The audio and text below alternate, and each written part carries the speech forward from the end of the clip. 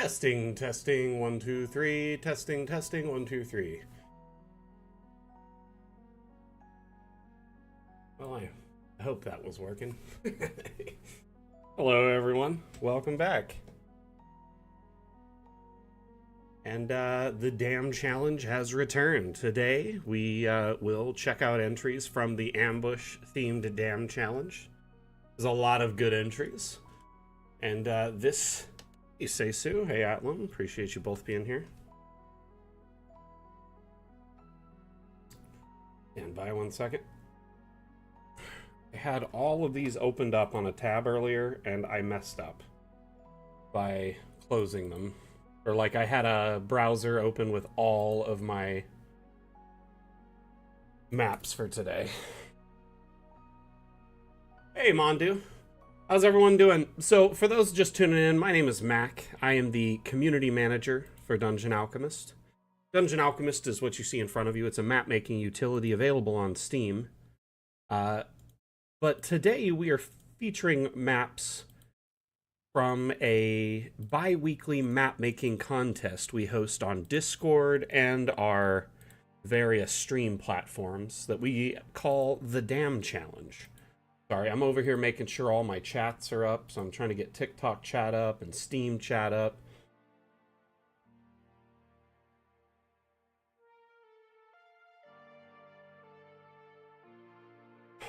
Uh-oh, TikTok, what just happened?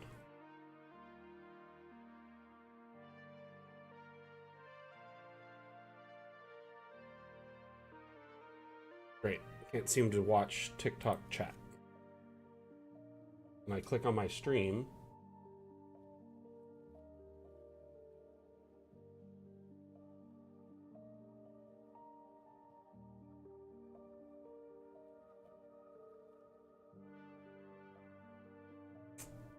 Interesting. All right, I think I've got all the maps pulled up though, so that's good. That ought to help.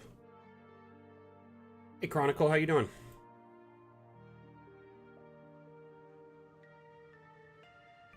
Today's winner, though, is Guido. TikTok, I really want to check your chat out today, but it's not letting me open it. Hold on.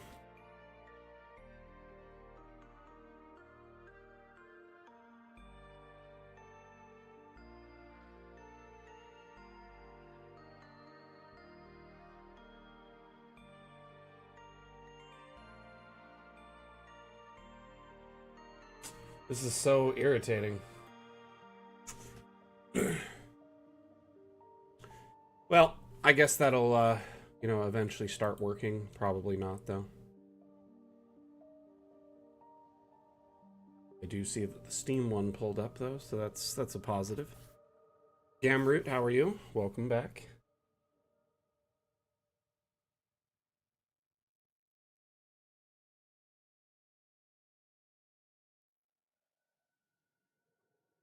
Yeah, TikTok's acting a little funky at the moment.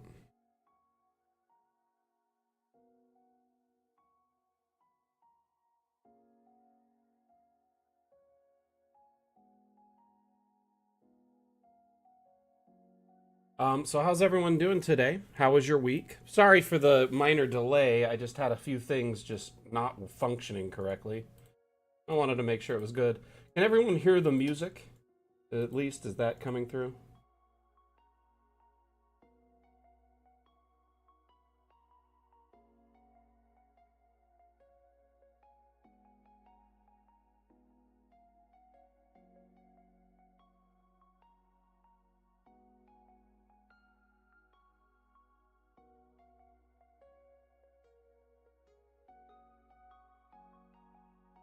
Okay, I think I got it all.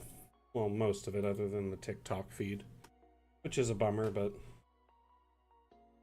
is what it is. There's not much I can do about it if it won't load.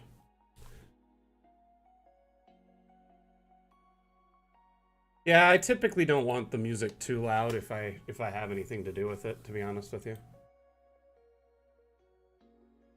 Okay, I see TikTok chat at least here. That's one way I can monitor it, I guess. I'm not sure why it's being troublesome.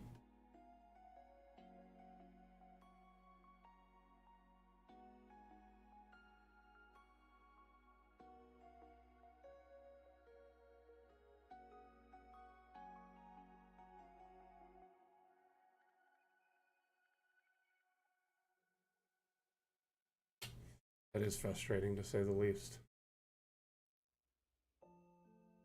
All right. Oh well. We'll deal with that later. Welcome back to the Damn Challenge, where we have a bi-weekly map-making contest. The current theme is Ambush. Ambush is a great theme because it opens up map-making to a whole degree of interpretation. There was a lot of really great entries, and this one in particular really struck me as just simple but beautiful. I loved it for several reasons. The tracks, the symmetrical tracks crossing, which seems like a very structured track system. So it seems like to be part of like a well-to-do kingdom or area. I loved the dynamite underneath, you know, adding to the fact that they are likely going to do something very dangerous here. And then you have the little camp on the side where the bandits are obviously waiting. This looks like a train would pass through here, right?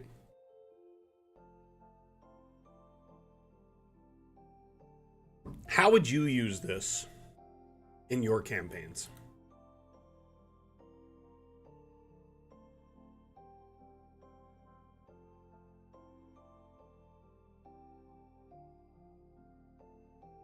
That looks beautiful. It's really good. I'm going to turn up the music a little bit. Just for y'all.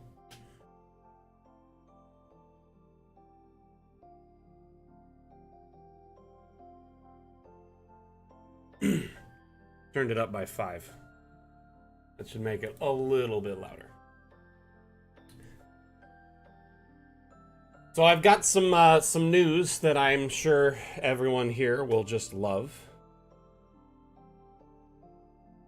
Actually, if I'm being honest, I'm sure none of you will be happy about this.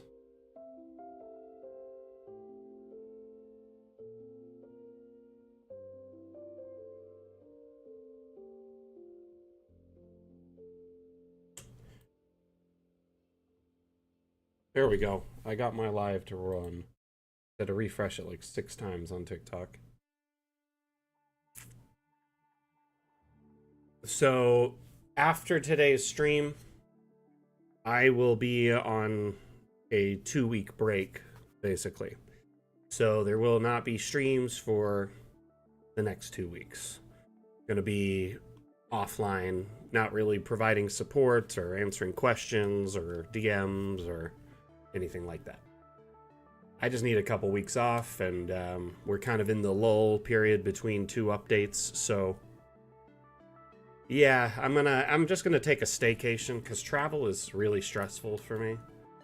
I don't enjoy it that much. Most of the time, I spend most of the time stressing instead of actually doing fun stuff.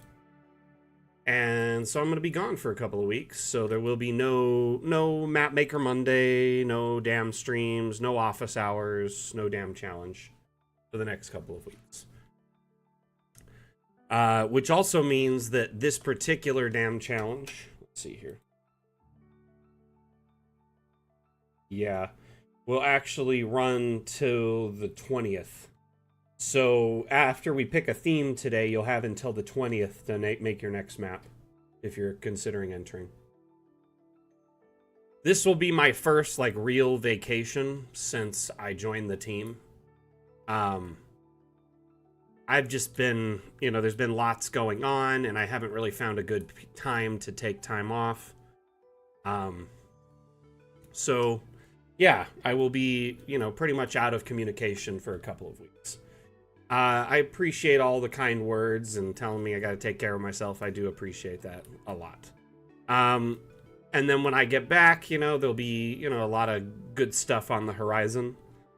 So I'm really excited to get back after, and, you know, hopefully we'll be finding out more about Fun with Objects as we get closer. Anyway, thank you everyone for the support and for understanding the fact that after today's stream, I will be, you know, out of contact for a couple of weeks.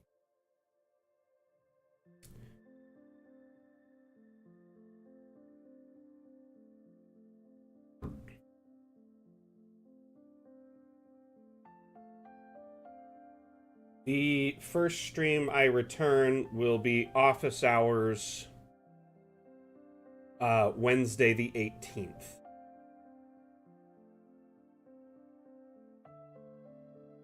And because I'll be gone from the 2-week period for the Dam Challenge, I'll extend it through the 20th. So you get a bonus week for Dam Challenge entries. So let's pick a good theme that a lot of people will consider entering. Well, Kalali, you definitely deserve it. Yeah, Wednesday the 18th, I'll be back, and that'll be the office hours stream in Discord.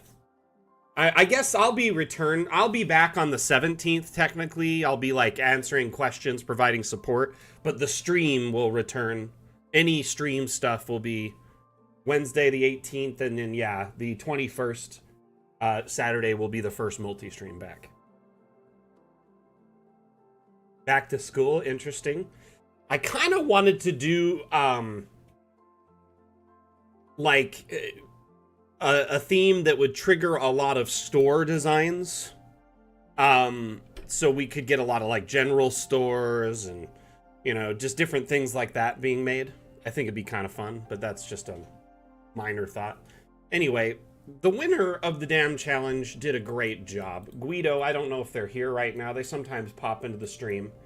Absolutely, you knocked it out of the park with this beautiful map. I love the use of the arch doors here as arches for the bridge. Like, this just looks so really, really structured and kind of, like, fancy in most cases, considering, like, what is a standard thing in DA. Like, it looks like much more modern. Like, this could still be out somewhere today, you know? But yeah, a market theme would be awesome. Like, something along those lines. Shopping episode, Roman. How you doing, Roman?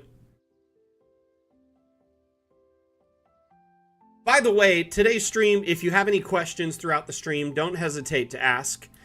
Feel free to type your questions into chat, whatever platform you're on, and I will do my best to answer your questions. Hey, Sack, how are you, buddy?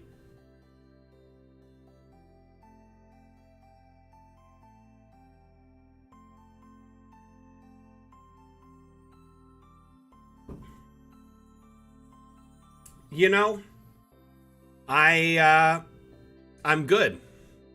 Actually, I'm really excited to kind of just have the next couple weeks off relaxing. I announced it earlier, as you just got in, you didn't hear it, but after today's stream, there won't be streams for the next 2 weeks. I'm going to be offline, no contact for a couple of weeks, taking a staycation.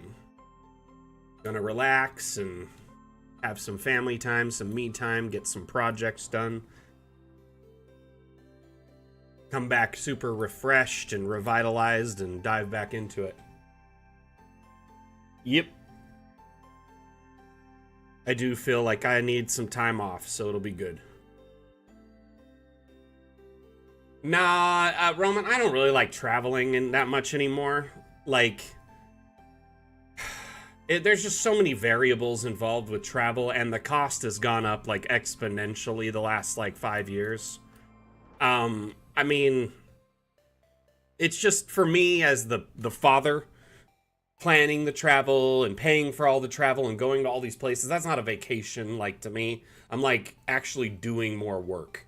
You know what I mean? So I actually would prefer to just kind of stay home, maybe go for a hike, hang out with my son, you know, read. Just get some time to just kind of, like, decompress. You know what I mean? If I do want to go on a vacation, like, where I travel, I prefer to do one where it's, like, all-inclusive, so I don't have to worry about so much. So I guess we could call it a staycation, right? I'm a bit of a homebody anyway, so it doesn't bother me. I really do enjoy just kind of being in my home.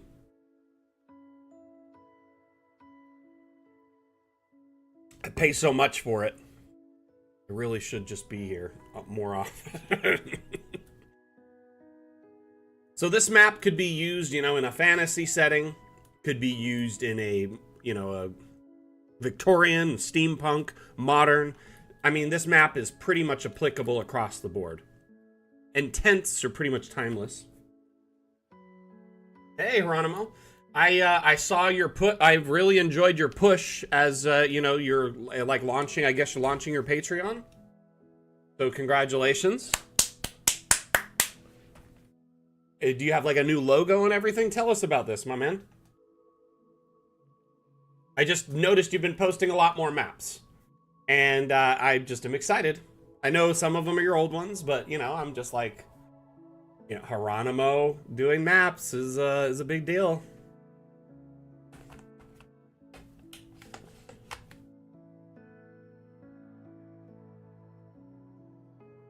See, I think I need a like, time to relax, and then eventually I'll have a vacation in the future.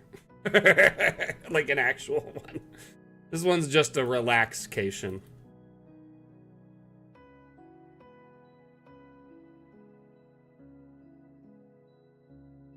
Honestly, Geronimo, I'm excited for you, brother.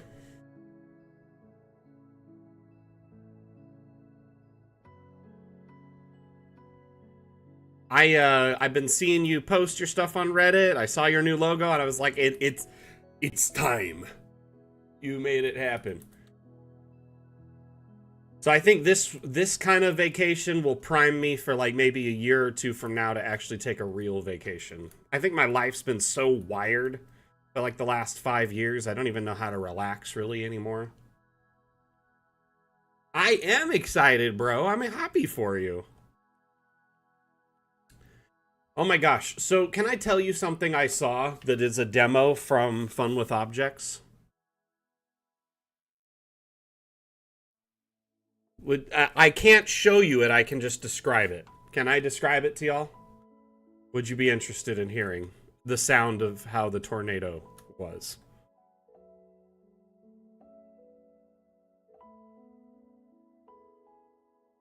So, this is fun and kind of random, but they're adding more object-to-object interactivity. As, you know, the update is called Fun with Objects. One of the things they're doing, at least they were doing, I don't know if this will make it into Fun with Objects, but it was part of the alpha, was they were making it so the dynamite explosions actually had an impact on the environment around them. They would, like, destroy the objects in the vicinity and walls. So it's like a fun way to deconstruct maps or add interactivity to the map. So you could, like, destroy, like, these pillars by blowing this up. I don't think it would be like Battlefield-esque where the whole thing collapses. It would just be like this part breaks or disappears. But you get the idea. It's kind of like how the Vice can like crush things.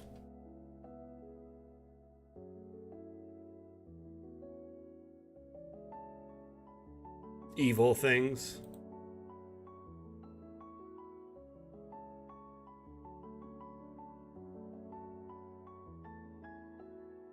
Alakazam!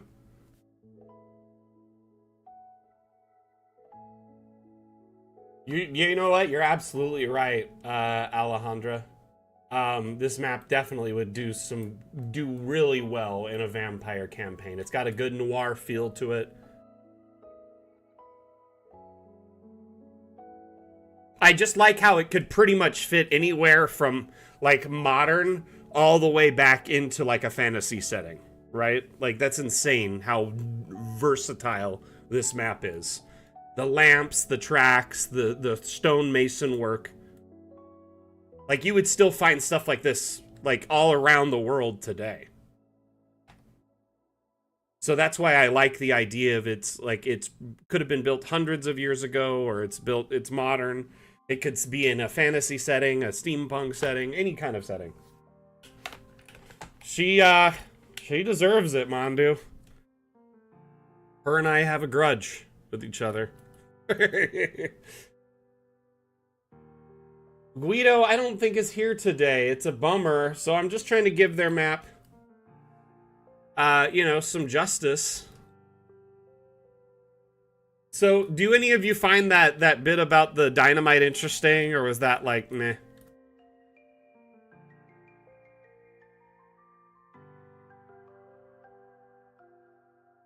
Yeah, I think Guido did an amazing job here.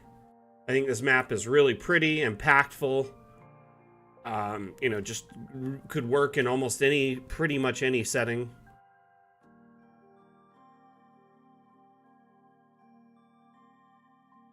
And I mean, maybe you don't need the tracks. You could take this map and pull the tracks off, you know, and then you got a beautiful bridge map. I like it's a good map. It looks really clean. I'm impressed by it. Let's zoom out here a little bit. Take a look at the effect panel. Put a little border on it. Compass.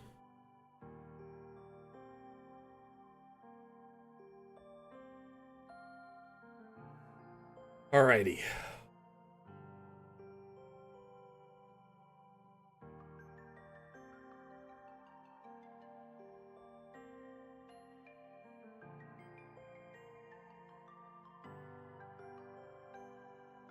Yeah, Quentin showed me a demo of it, like that it actually functioning, and it was really funny.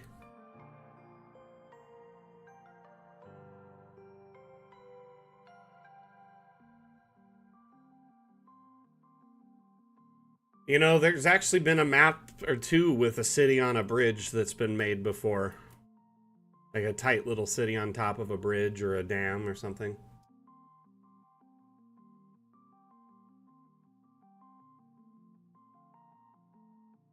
I mean, you could always record the interaction as like a video or screenshot.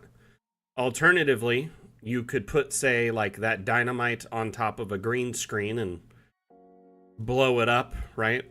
And record that in a top down and create like a tile stamp, so to speak. The other day I was showing that exact thing, like how you can actually use DA to sort of make tiles now. I've been experimenting with it, creating a map template, trying to come up with like a really straightforward, easy explanation for the whole process. And I've been kind of pleading with the devs to hopefully make it simplistic. Because, I mean, if we just offer a transparent background, then it would cut a bunch of steps out of this whole process. Yep, like I did with the drill. Exactly like with the drill. But, you know, you could do it with a dynamite, a chest, a wardrobe, any number of things that have interactive, like, movement or repeat animations, etc.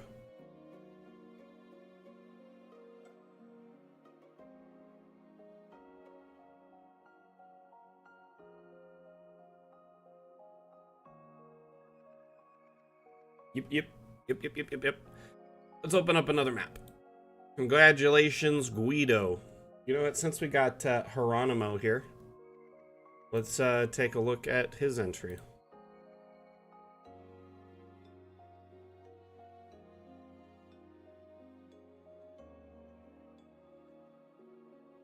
I mean, you knew where I was going with it. So many bats. They're just flying in unison. These bats are like a synchronized swimming crew.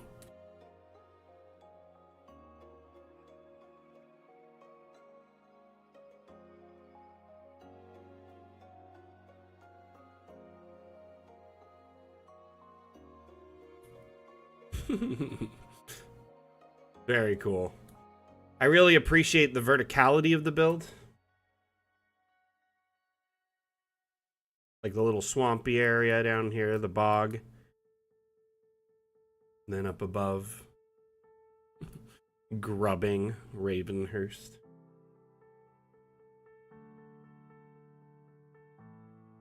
Yeah, I do think it's silly how, like, objects synchronize so much.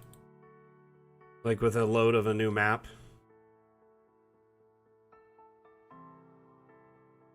I do like that, like, multiple animation states are available now. So, like, if you tie multiple animations to an object, it actually has like a fast forward button instead of a play button, so you can shift between the varied animations. So some of them actually have varied states and do different things. I'm pretty sure that Asmodeus knows how to do it because he did it for like the door states. Because I was asking him if he could make a door that one animation was of it closed and the other was of it open. So you could go up to it and you could open or close it. Swedish Cook, how you doing, buddy?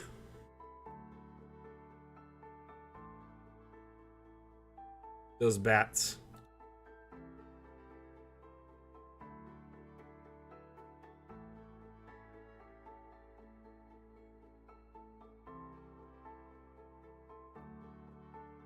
Yeah, DA automatically will treat them like distinct animations.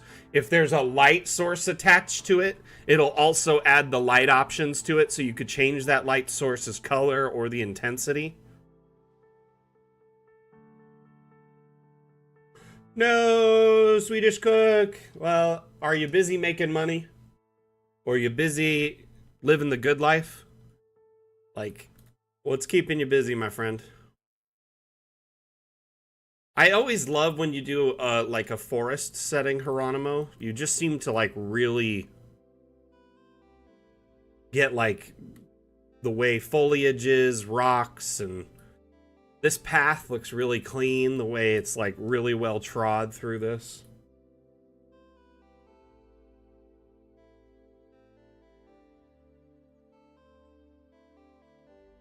So, Sack, there is like a spider on the workshop that has like 10 animations on it.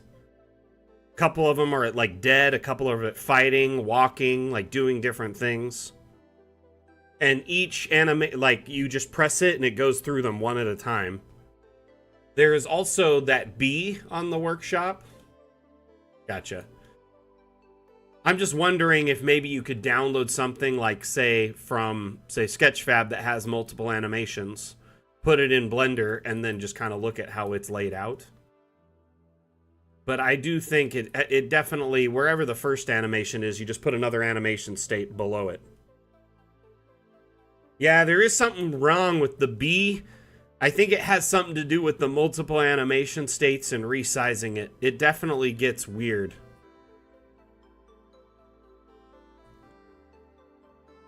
Geronimo, how long did it take you to make this map, my friend?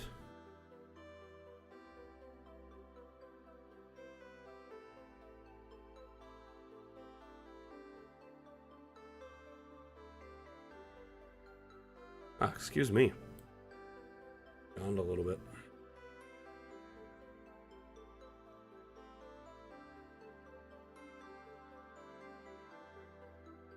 Three, 4 hours is not bad at all.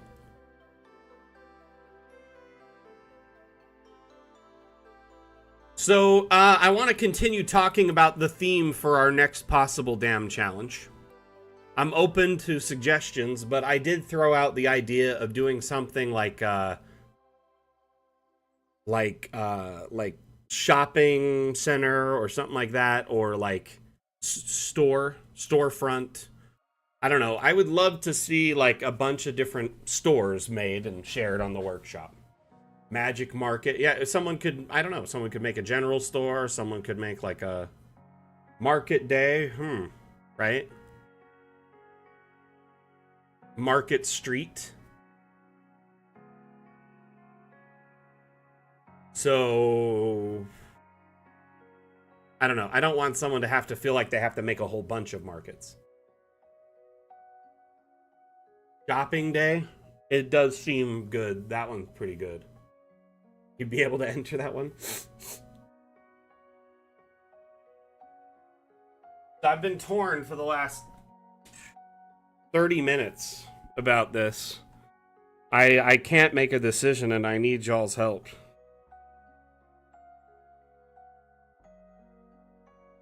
Today, as a hat, should I wear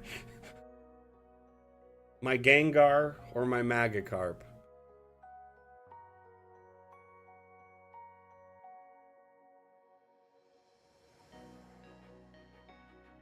It's very important that I get your feedback on this. Critical. Let's throw a token in this and walk around.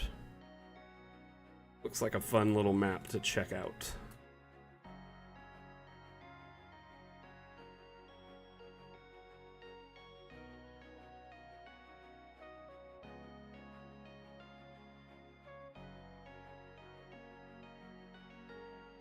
Loot merchants, interesting psychedelic hermit. How you doing, by the way?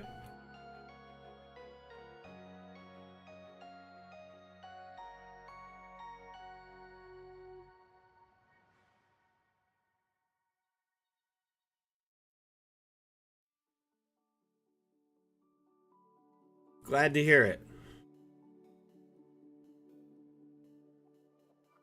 What is that?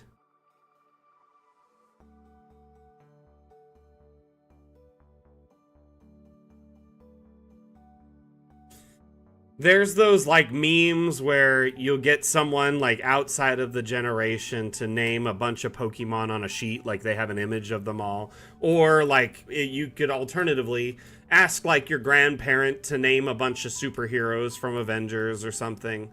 It's really funny, I'm not gonna lie. Just to see what they come up with, or asking a foreigner to name as many of the states as they can on a map. Or asking an American citizen to name as many countries as they can in Europe. Alternatively, it's interesting because most people are horrible at it, or...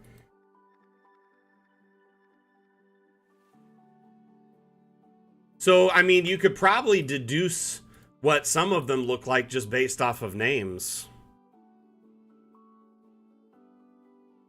Early on, the naming convention for Pokemon was very, like, kind of tied to what they looked like and did. Over time, it's kind of gotten all over the place, but... Goodness, Geronimo, you really did a good job here. Fantastic work, my friend. These signs make me laugh. The little clip art pointy hand.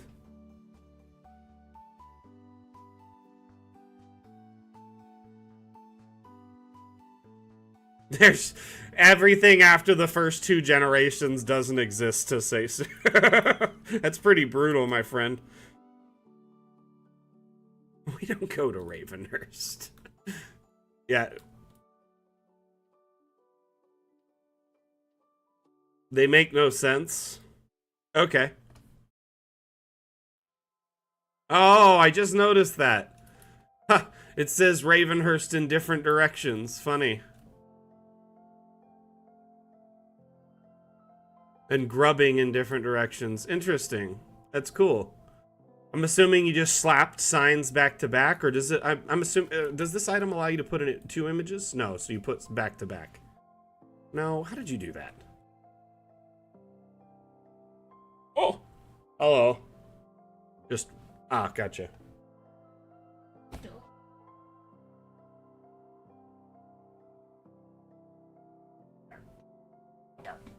Walk over.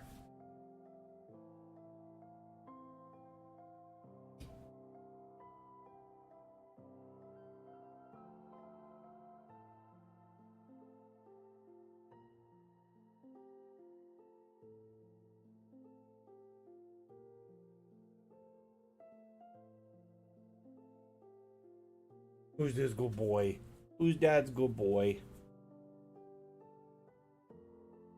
What? Cream cheese? How did he get that on his face? What? I'm assuming you were making yourself a bagel? Yeah. Oh my goodness. You are so spoiled. Mom spoils you too much.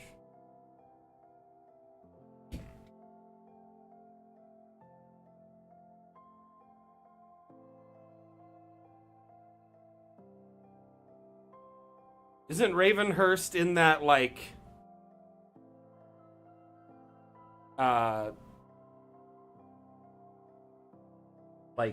what is it? The D&D anime show?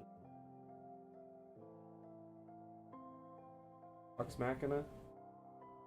Oh, it's literature? Gotcha.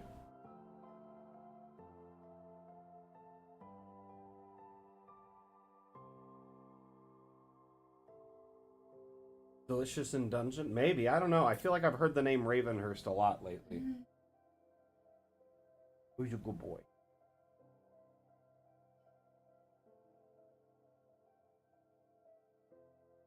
Who's a good boy? Who's a good boy?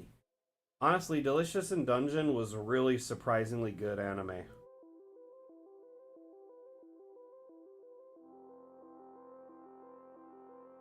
You're probably right, Lambent.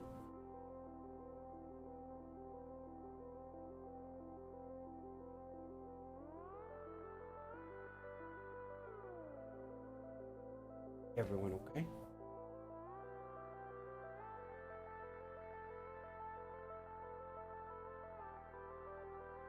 Can you say Ryu?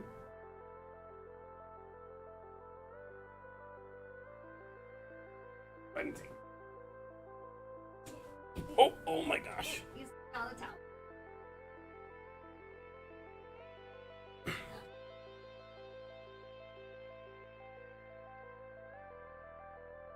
Oh well.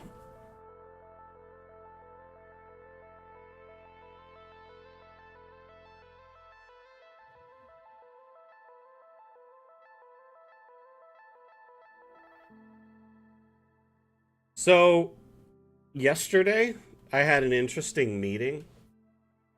I got to meet one of the like co-creators of the Dark Sun setting.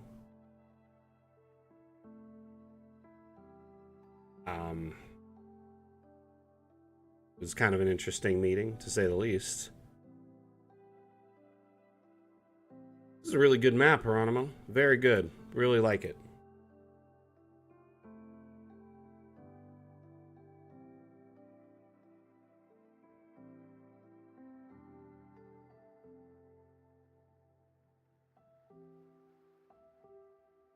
What are you happy about, display name?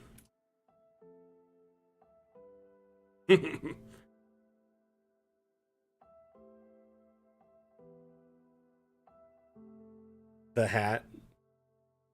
It's an amazing hat, isn't it?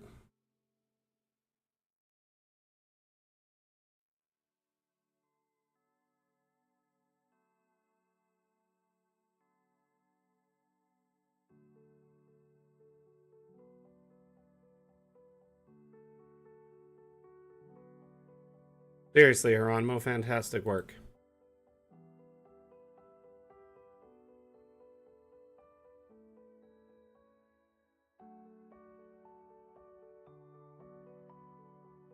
The vibe on this map was so good.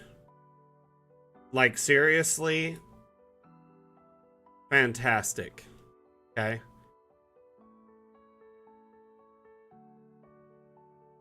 The lighting, the rain, just the mixture of stuff. It had that good kind of Lost World meets D&D vibe. Right? Exactly.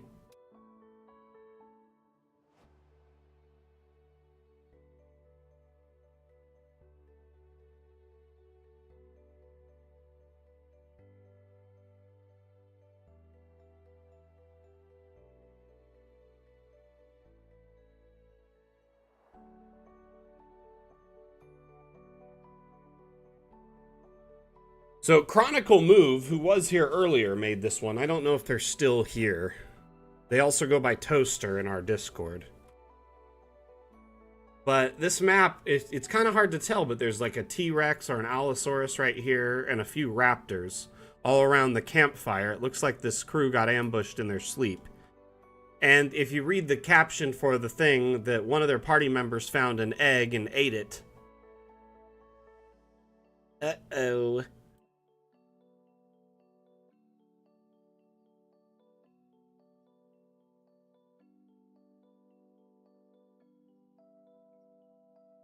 Let's turn on the light a little bit to see what we're dealing with here.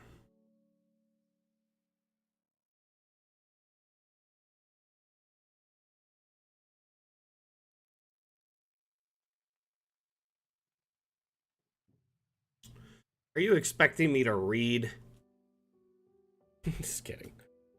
This is the map for the Dam Challenge, Ambush. According to my idea, this is an episode where the hero stole strange egg and decided to snack it before resting for the night. However, Rain and unexpected guests were already awaiting for them. Conversation between the heroes. Scrambled eggs are canceled. Well, for us, but not for them. Shut up, both of you. My head is shaking. It's not because of us. The eerie sounds of breaking branches and the tremor of the ground attracts your attention. From behind the trees, you see a silhouette of something huge. Mother has arrived. In this project, you will find 4 unique objects, which I made specifically for the Dam Challenge. The Dome of Clouds, the Ring of the Jungle texture, allows you to look from first person and not just see horizon, but see the render of the texture. And the Raptor models. So you made from photographs of your dinosaur toy and a custom light. So you did some photogrammetry to make this?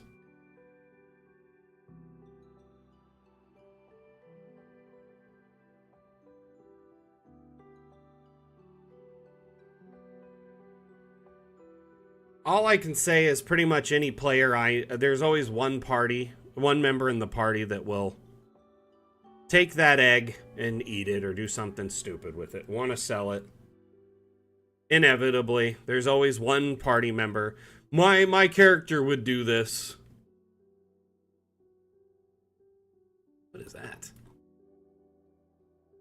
Spotlight. Ah. Wondering what I was looking at there.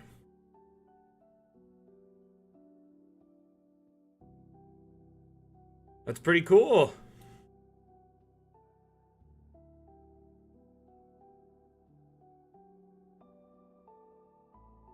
I'm assuming you got the rain from the workshop. This is pretty cool, though. Nice little backdrop. Yeah, let's take a look there. What we'll do is we'll make it dark again.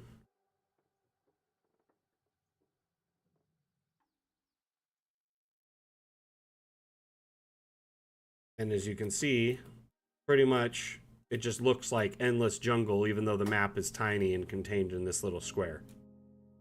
It's a good way to do it.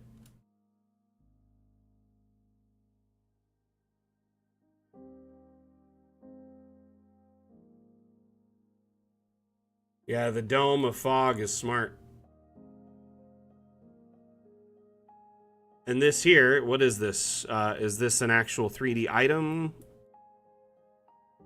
An interesting concept for sure. Like you get clouds in the sky, plus at night you would have all this night skybox, right? You see all the endless canopy in the distance. Very cool. How long did it take you to make this, including making the assets?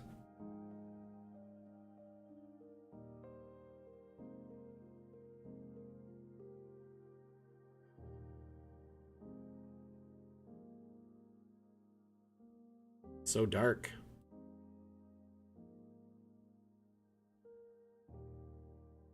And do you think this kind of map would work well with your players in your current campaigns? I'd love to hear anyone's feedback on this.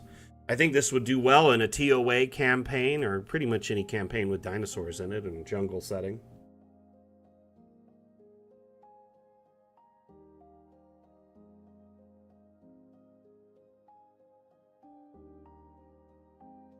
Yeah, I'm a big fan of... I just think the way you staged this with the lighting was absolutely beautiful. Kind of feels like a flare.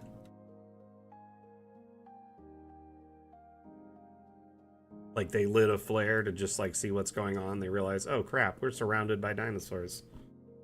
It's almost like pitch black style. But yeah, it definitely feels like... Okay, so in Lost World, I mean, they took the baby because it had a broken leg. Sorry for spoilers. The movie's like 20 years old at this point, and the book's like 30. So, but they took the baby back to their medical trailer or whatever so they could do something with it, give it a cast. And then the mom found them and came and like hunted them, right? Similar concept. Now, there's the eggs in Jurassic Park later, in Jurassic Park 3, where they're going to rescue the kid on the island who accidentally parasailed there or something. And one of the people takes, like the photographer takes an egg or something, And then they ended up getting hunted by raptors all throughout the island because they took an egg. Anyway, so you kind of have a similar concept at least twice. And it really does feel like Jurassic Park vibes for sure. The lighting, though, the rain, the jungle setting, jungles should never be comfortable, and you really nailed it. It does look dark, like endless, and wet, and just not fun to be there. Wardian.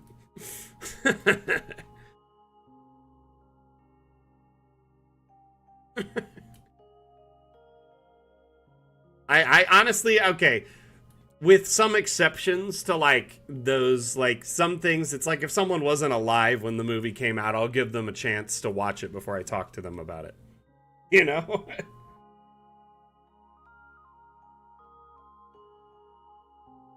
And as you can see, the water is kind of doing the ripple thing right now. You got the water nearby. It looks good. Very cool. Very good map. Thank you for sharing this, Chronicle.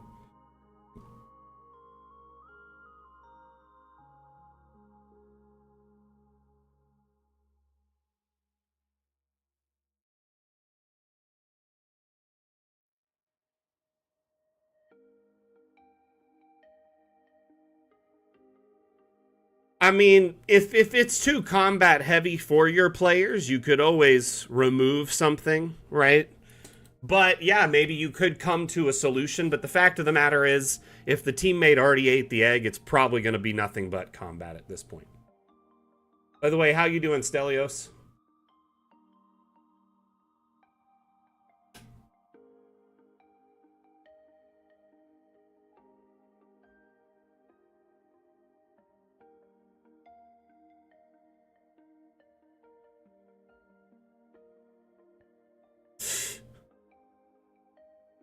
All right, Wardian.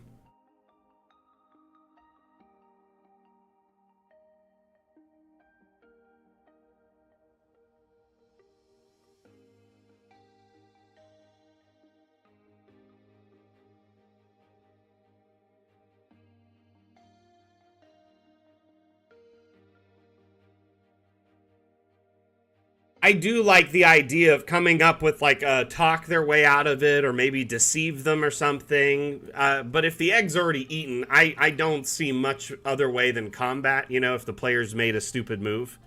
That being said, the ambush, you know, they may have a few ways to get out of it that's non-combat, like escape options. This map, I don't know if you recognize this iconic scene. You're like, Mac's gonna get a taste of his own medicine. I don't care. But you're hilarious though, Wardian. So this is straight up out of the like Moria scene, where they're getting overwhelmed by. This is like deep in the 21st hall when they're getting overwhelmed by orcs chasing them after the fight in the kind of tomb room with where Balin's last stand where it was, and where his men's last stand were, and where they died. So my main thing here, I don't know if this was a troll or someone like just trying to get attention from the name and to get us to like question it, because I don't think Thorin and company were this crew here in the book or the scenes of the movie. Aside from maybe Balin in his tomb over here, just all bones somewhere, there would probably be no Thorin company.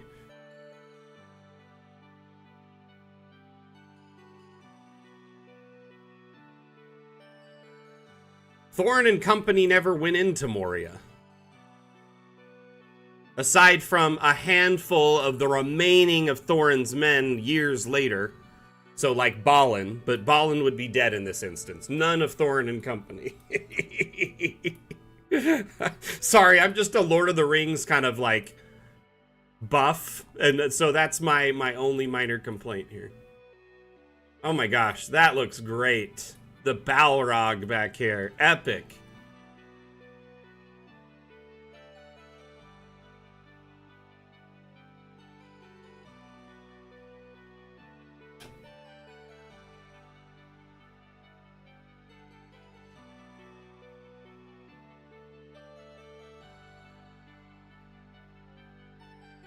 The Balrog.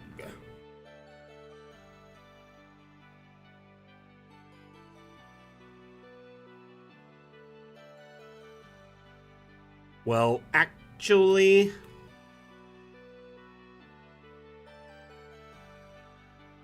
very cool.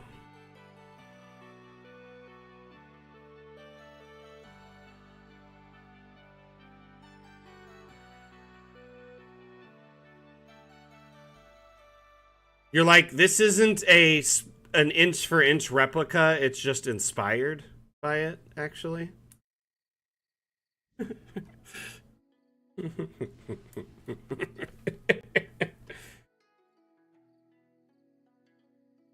So the description of this map does point out that this isn't necessarily like ideal to use as a combat map. It's more like a diorama, or like it just looks pretty, you know?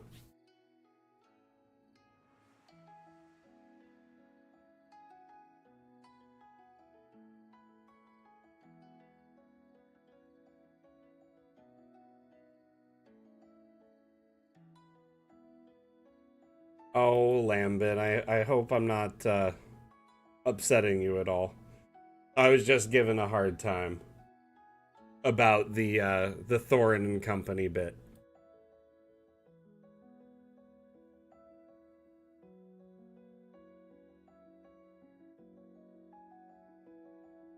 But yeah, you did a really great job on this build, Lambent. I like it.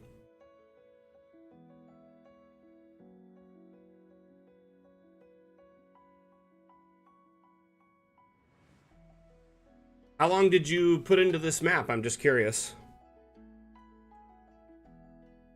Am I mistaken? Okay, explain, please.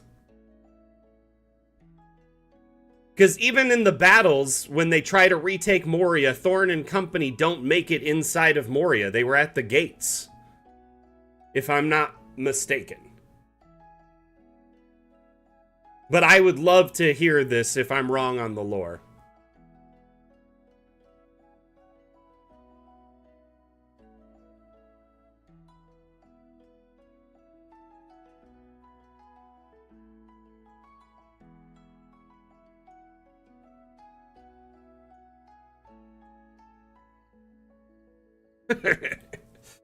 You're fine. Honestly, I'm very curious. I've been reading the Lord of the Rings books since I was 6.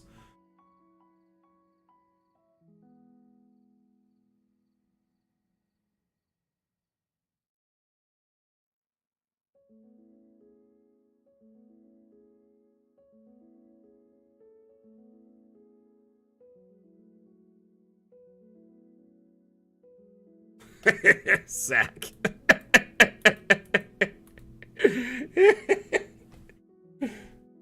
Hey, Caillou, welcome back. Please don't hate me because I'm a fan of Lord of the Rings. But yeah, Thorin and Company would refer to the group that were put together in order to retake Erebor, which is...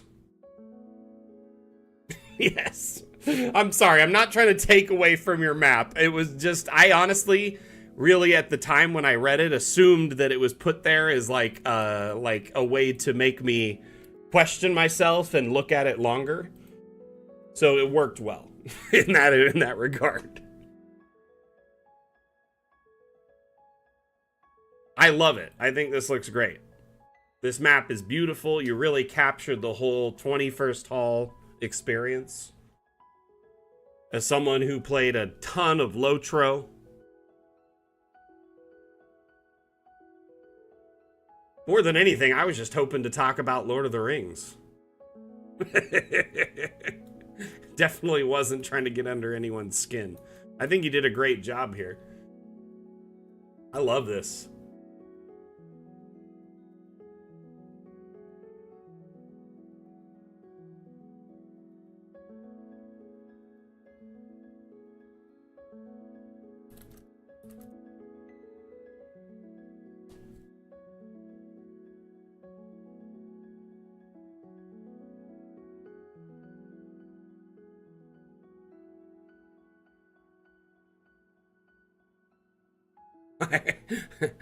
Right? Well, one of my friends dropped a bucket down here and we're trying to get it.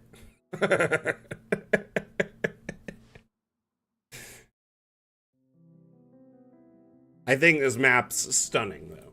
Very beautiful. Looks great.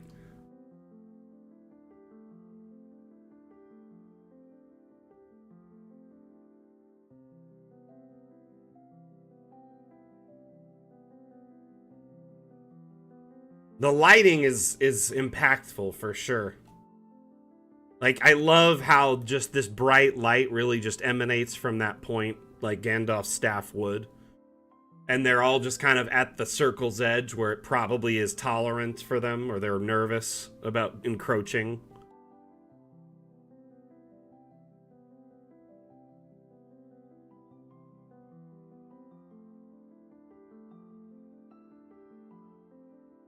Very good.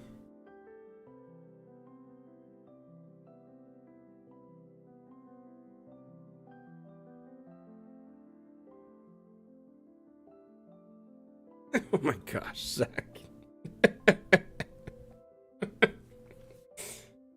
So, there was like a post somewhere at one point that said that, sorry. Cat fur just was all over my face. That, as a wizard, he only has like a handful of spells. Like he has, light and like sunbeam and like a couple different things, right? So what if you had to pick Gandalf's spell list, what would his spell list be?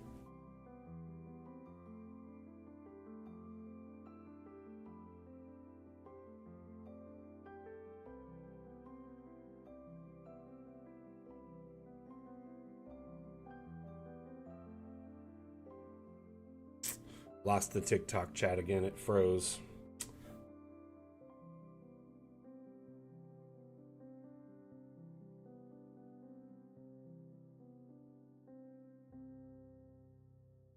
So I don't know if he has Fireball. Think about it. He actually absorbed the fire. He didn't ever cast the fire at anyone. And the only time he ever had fire is when he caught the pine cones on fire and threw them like bombs. I feel like he had Fire Bolt, not Fireball. Gason, you could be right. Knock makes sense because he opened the door, right? Melon. So I do think he has Fire Bolt, or like some kind of magic stone variant that allows it to be a fire object instead of Fireball. I feel like his highest level spell is Sunbeam. He has Shield. He definitely has Shield. He used Shield in the fight against the Balrog. Because when he hit against him and it cracked around the ball of his shield, right?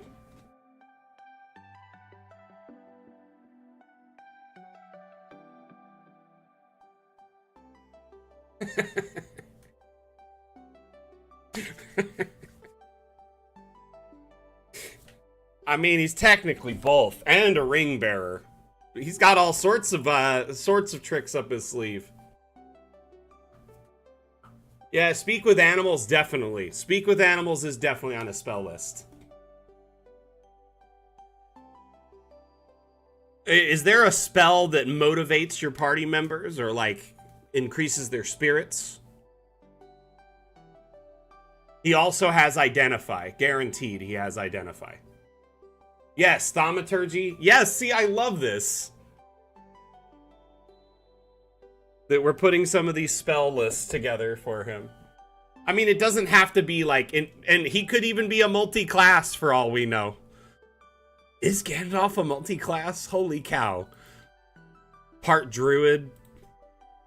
Part wizard.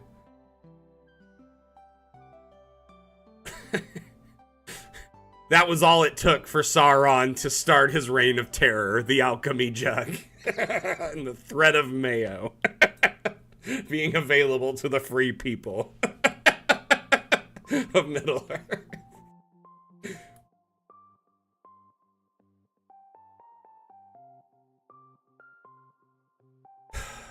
I think he has some interesting abilities, to say the least.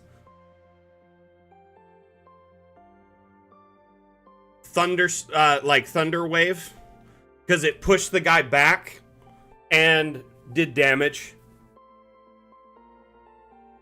Probably.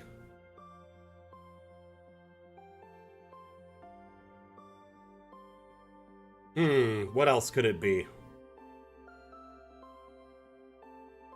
That's the same spell he used to break the rock, too. When he got the trolls.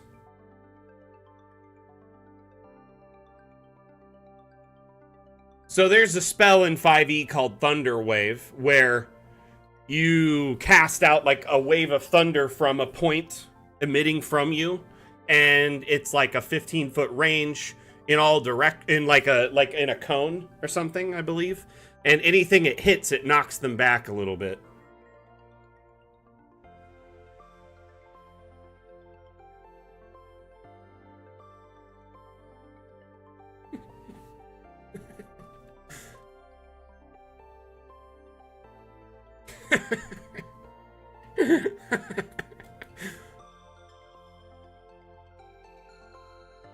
Gandalf's got like 3 attuned items, right? He's got a ring, his staff, and his sword. Shatter could do it too. Yeah, Shatter could do it, potentially.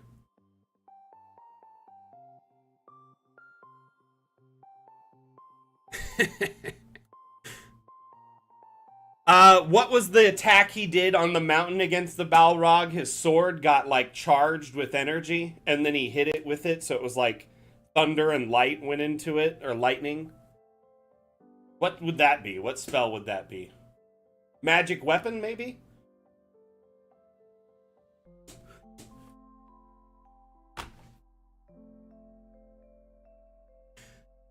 Also, it's got to be kind of weird for him fighting the Balrog, because they're like basically cousins. You know, it's like, oh man, I haven't seen you since the family reunion and my memory got wiped. How are things going?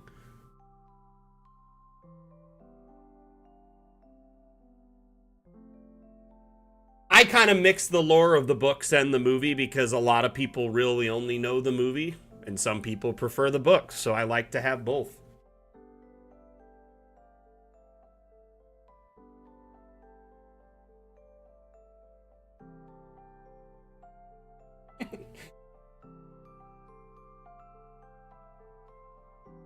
Right.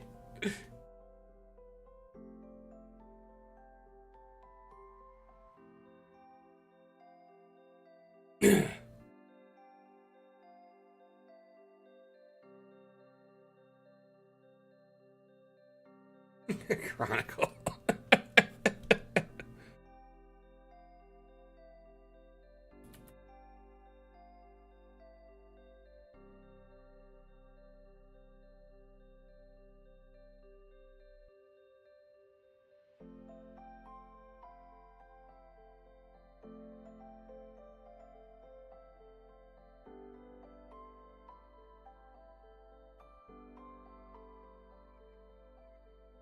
I cannot get TikTok chat to load. I've tried all day and I feel so bad. I'm really sorry.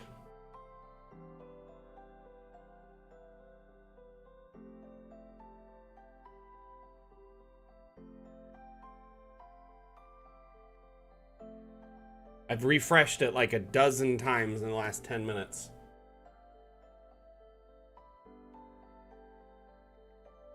Alrighty, let's open another map. Thank you again, Lambent, for sharing and for discussing Lord of the Rings with me. I appreciate it.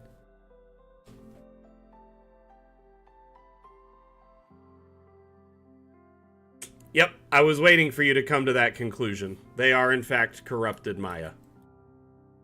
Morgoth didn't create anything. He only corrupted things. That was part of the reason he was so evil, is because he couldn't create. He was mad about it. Not anything worthwhile. He corrupted, like, you know what I mean? Oh, okay. Oh, there's a spider in here. I'm just going to give a warning. There is arachnophobia warning. I forgot about that when I loaded this map.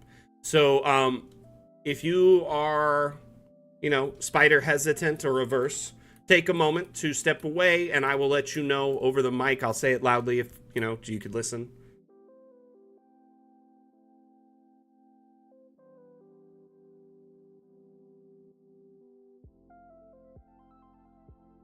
Zach, are you still here? Stelios absorb elements could work, actually, for him. Yeah, kind of, to a degree. This is the spider I was telling you about earlier. This thing has, 11 states. It's crazy. It originally only used to have the one state like this, but now it can do, a lot of different stuff.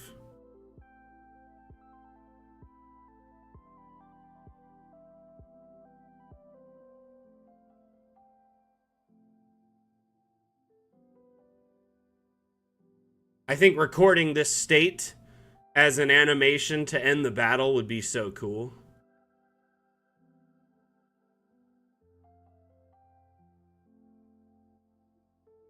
Anyway. Kind of moving on there. But yeah, so Gandalf is essentially the only wizard that remembers what his job was and kept doing what he was supposed to do. All the other wizards kind of got corrupted or followed their own pursuits. Just kind of forgot. And I think part of the reason he was so successful is because he was Maya.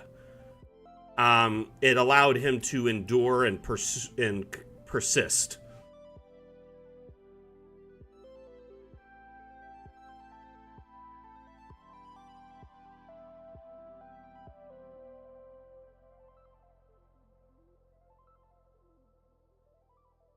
Honestly, don't worry about it. I think it's a great, when you put it in there, it literally made me think about it for about 10 minutes. But yeah, they go through Goblin Town, right? And in the movies in Hobbit, they talk about Thorin and company retaking. They're trying to retake Moria, but they fail. They don't even get inside. But that technically isn't, canon to, the books. So I think it's canon to the movies, but not canon to the books. So we could still throw that in, lump it in. They got to the gates, but Bilbo wasn't with them, right? Neither was Gandalf. So honestly, it's fun to talk about this stuff for me. I love it. So don't get me wrong. I played Lotro for 6 years. I read all the books a bunch of times. Yeah, the Maya are mostly only mentioned in the Silmarillion, by the way, for anyone wanting to know.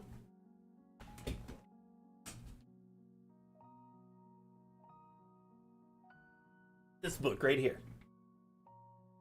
It is not necessarily a congruent read. It's a bunch of loose-fitted stories that aren't necessarily all considered canon, but they're all things that Tolkien wrote in plans to make a greater universe for Middle Earth.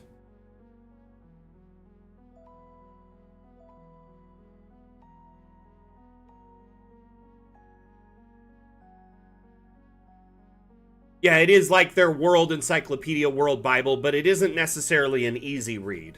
Most people don't really get through it.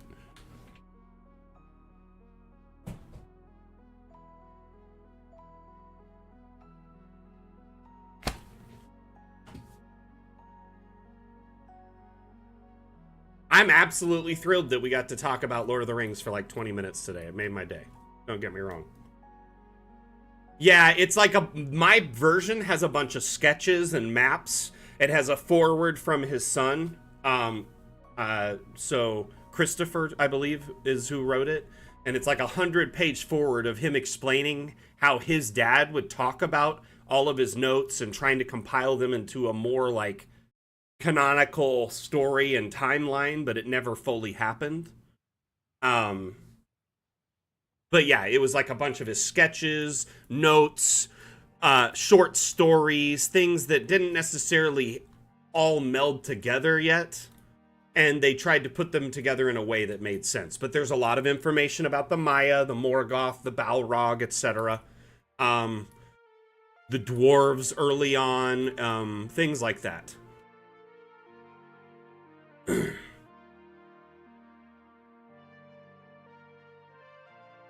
I love this.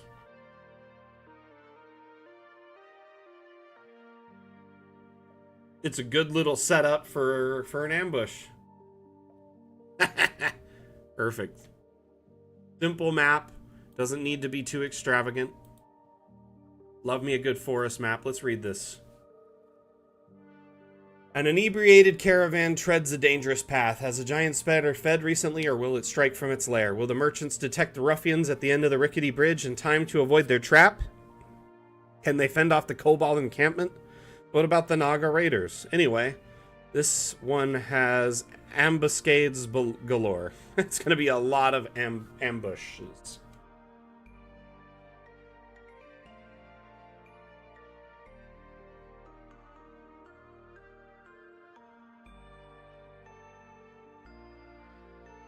It is like reading an encyclopedia or a history book. And yeah, I mean, it's not necessarily a smooth read. There are some stories in it that are interesting, you know, but yeah, it's kind of not necessarily put together for literary sake.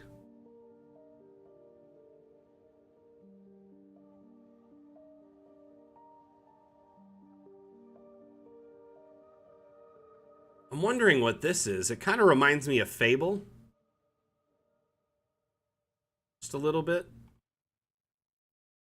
You know how the gates in Fable, the caves, are like the secret doors? They'd have like a mouth and a face, and you'd have to like do something for it. I don't know if anyone remembers that game.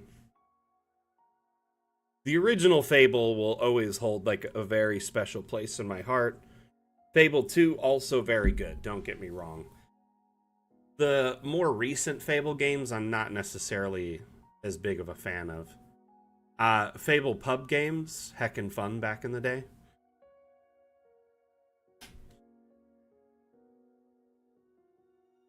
Just seems like this crew is gonna have all sorts of things. This party that's defending the the merchant has got their work cut out for them.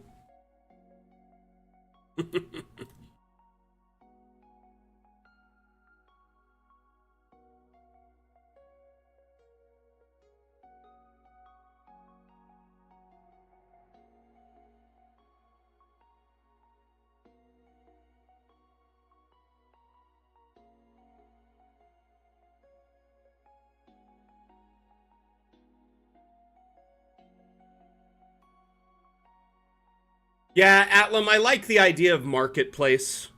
Shopping day could work too.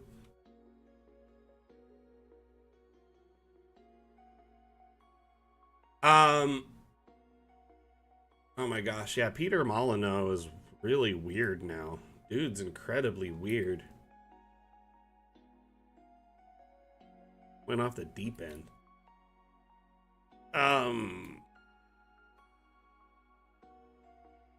So yeah, I like that idea. Shopping day is more open. Marketplace feels constrained. Market Square does. Market Street does. I like the idea of shopping day. It can be whatever, right? So we'll do shopping day, and it will be. You have between now and the 20th to end of day on the 20th to submit entries, and I will update the damn challenge channel with that info before I take my time off. In fact, I'm going to be, you know, updating the Cartomancer Chronicles and the damn challenge info, and essentially have Cartomancer ready to auto load on Monday. So it'll all be good to go, and I'm going to be starting my weekend. So speaking of which, for anyone that wasn't here earlier, we discussed this a bit, and we still have like 45 minutes left in the stream, so don't nobody go nowhere. But just so everyone is aware, after today's stream, essentially, I'm going to be taking a couple weeks off. The stream will return on September the 18th with office hours, but between, after today, there won't be a stream until then. So just kind of wanted to make sure everyone was aware. There will be no Map Maker Mondays, no office hours, no damn streams, no damn challenge until after I return. So I get back on the 17th. And I am going to be doing a staycation, so it's not like I'm going to be traveling or anything or out of communication, but I just need to disconnect for a while, be offline. Wanted to alert everyone who was not sure or not aware.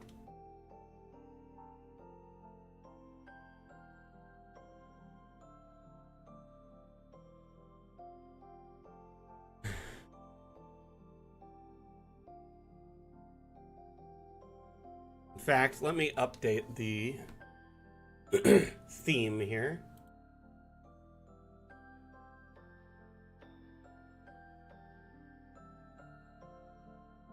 Oops.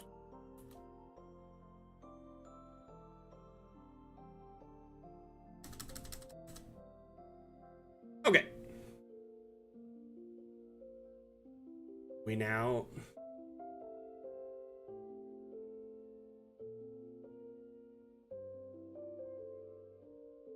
Shoot, I don't know. I stopped listening to what that guy was saying after a while because he got increasingly unentertaining. Load up another map, shall we?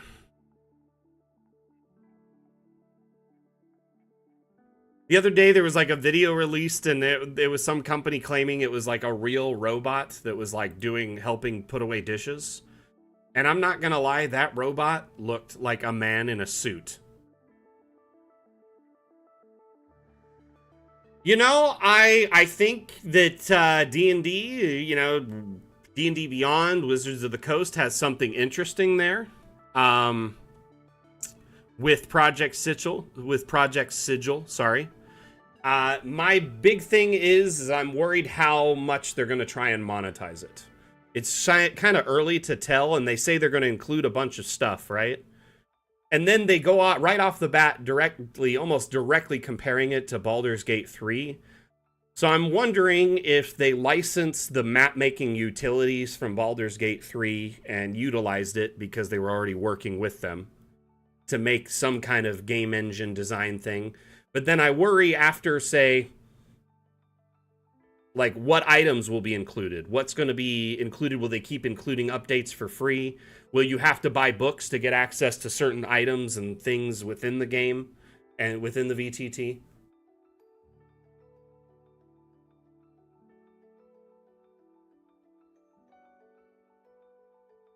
So I think it looks good. It looks interesting, and I think it has potential. It's really hard to tell without playing with it firsthand or seeing a live demo.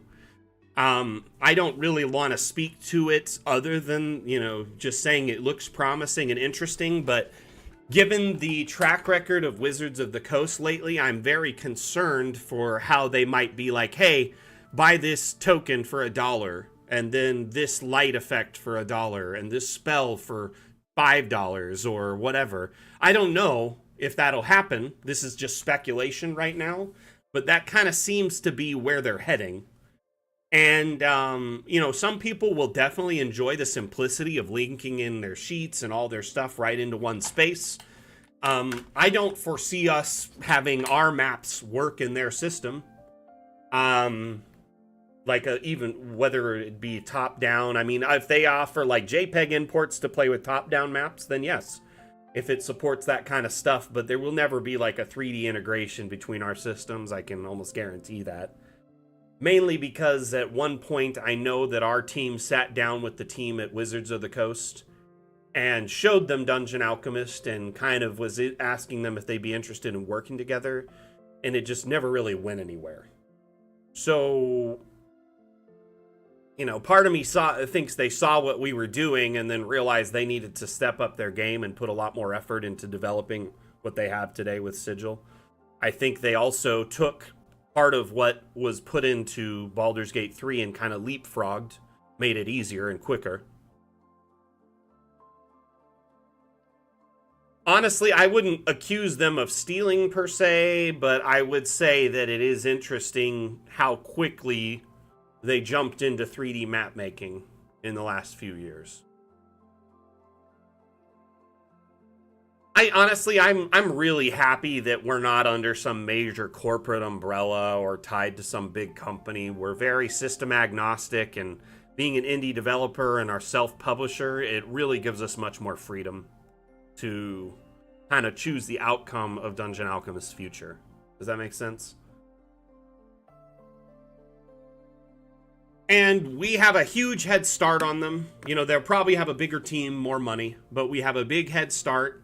We have a very active and vibrant community, supportive community of not just not just GMs, but amazing cartographers and content creators, asset creators. So I am cautiously optimistic. It looks cool. I love all things D&D. I'm not gonna lie. I've already like a friend actually gifted me a copy of the physical books, so they'll be showing up to my door like right after they launch. And I'm very excited to flip through them and see the new spells and new rules and new information. But at the same time, I'm still going to be playing a lot of 5e, and I've actually been learning like Pathfinder and Starfinder because I want to get into that. I personally, because of the way Hasbro has acted in the past and Wizards of the Coast has acted in the last few years in ways that isn't very community-centric, I reserve, a bit of judgment for after it launches and it's been out for like a year to see what it is actually like. How microtransactional or how much of a monthly fee it will be. Is it free? How much of it is free? Will there be a marketplace tied to it that has cost and things like that? Like, I'm really, really worried about that, just looking at it at a glance. That does seem like the plan, just looking at it. Whereas I will tell you this right now, you will never be microtransacted in Dungeon Alchemist. We designed it to be as agnostic as it could across the fantasy system base, and will expand eventually to offer optional, expansion packs that would breach into things like sci-fi, cyberpunk, modern, and that would be after we leave early access, have delivered on all our Kickstarter promises, and are still actively updating and, bug fixing DA and improving it. The devs have just said, after we have delivered on our Kickstarter promises, why not offer an optional expansion that gives you, say, several thousand assets, a few more, a few dozen room types, a dozen biomes, and it all plugs into Dungeon Alchemist.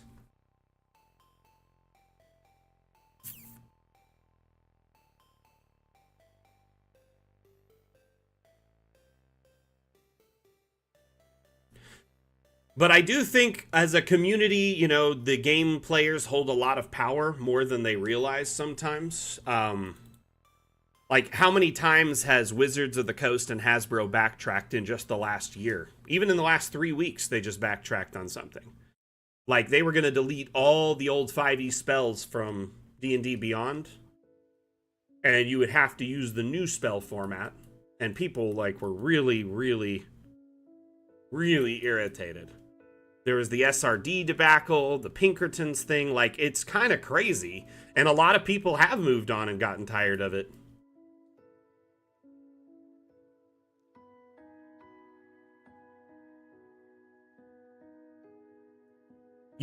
Wow, you ended it? Did you know they backtracked on it? But yeah, it's frustrating to say the least.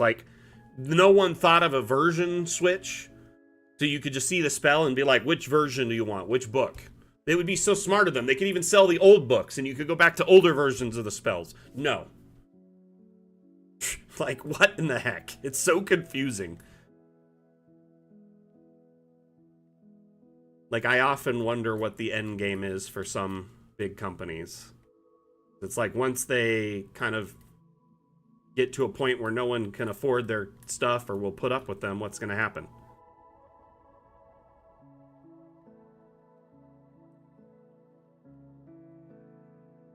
Does seem like as long as there's people in the community that care and notice these things, though, there will be at least some kind of outcry and changes. What you looking into now? Display name, anything particular?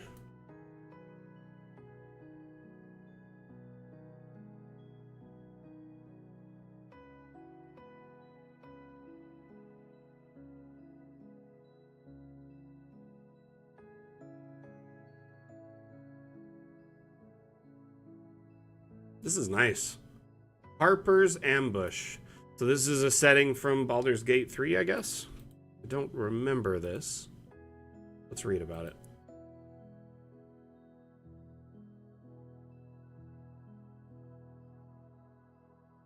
The Drider comes walking down the path. Strange lantern guides him. This party is guided through the shadows. You lie in wait with your Harper allies, arrow notched, and wait for the signal. Nice.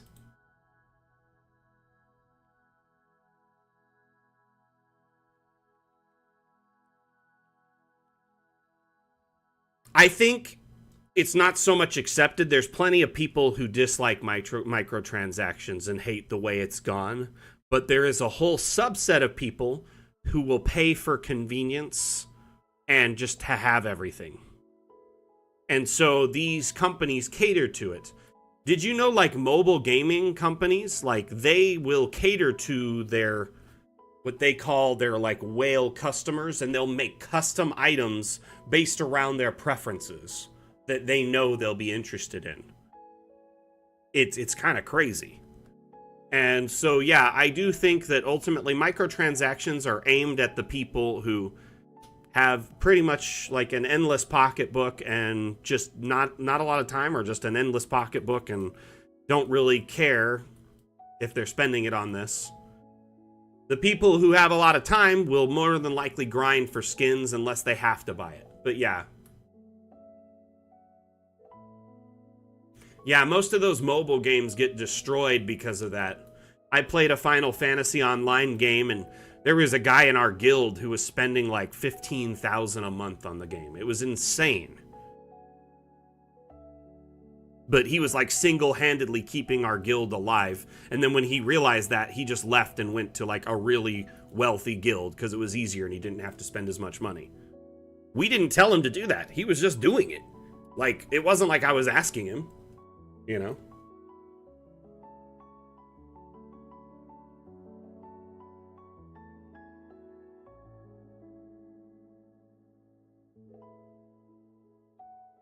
My buddy worked for like customer service for like one of those Total War type games for a couple of years, like in their office, and would take, you know, customer service tickets.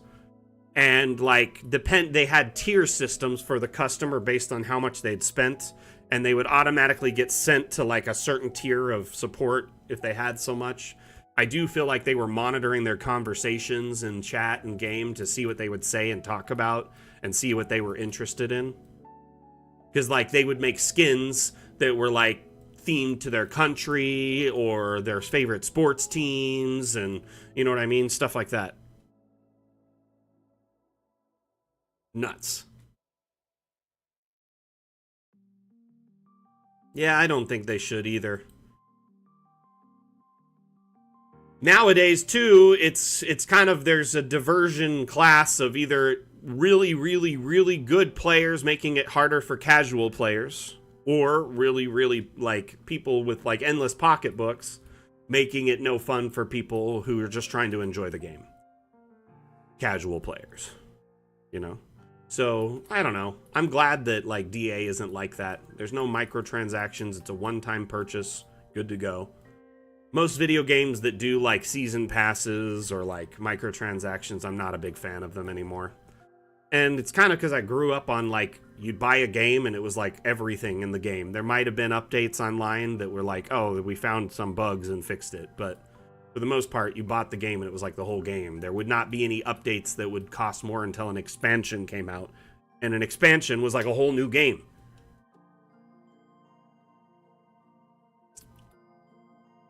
Yeah, I've noticed a lot of places are starting to, like, do away with, like, microtransactions because they, like, inhibit gambling or daily quests and stuff.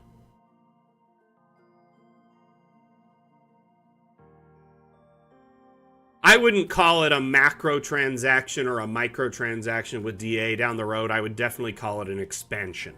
And they're completely optional. I mean, we've given tools to make DA support cyberpunk and sci-fi now. Plenty of people take advantage of the assets on the workshop or the asset importer.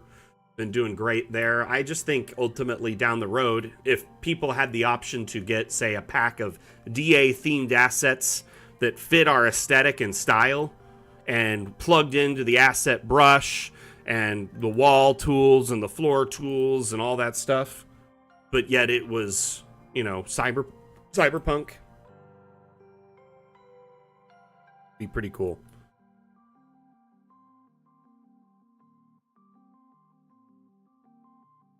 Excuse me.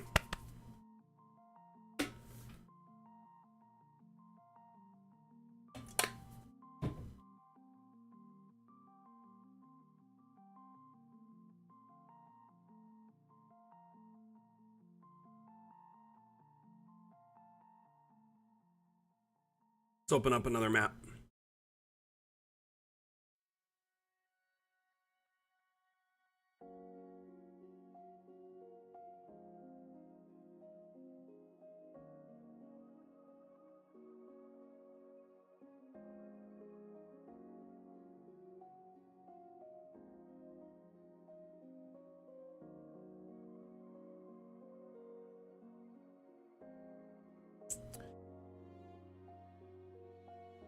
I mean, essentially, until we leave early access, we're definitely sticking with our current aesthetic and theme.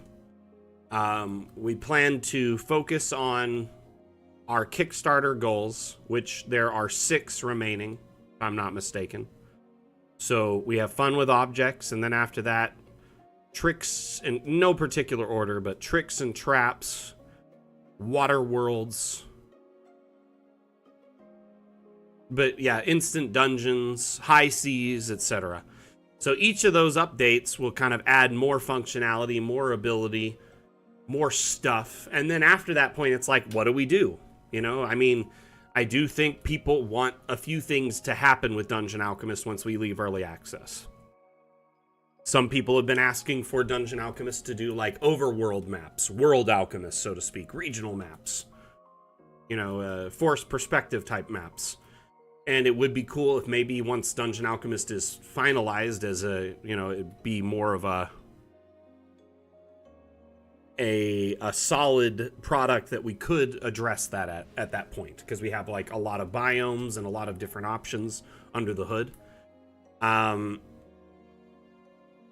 do know Fun with Objects has so much interesting stuff in it that's going to kind of change Dungeon Alchemist. One thing I've been seeing is Wim has been focusing on adding different states to objects, like a burned state or something like that. So it could be like burned down or destroyed. Another thing is objects, the way they interact with each other. Like earlier I showed one, but it was a dynamite. Like the plan is to allow dynamite to like blow up the walls. So I'm hoping at some point there may be like ways to trigger like animations or something, or tiles or something more easily than the standard, but either way, it's very cool. There's going to be a lot of stuff in Fun with Objects, Psycho Machine. So multi-level is the primary focus right now with roofing. So, i.e., allowing you to more easily build a multi-level structure, and the roofing for it, blocking out external ambient lighting from indoor lighting. There are object physics being worked on, but there's no guarantee as to what will be delivered at this time.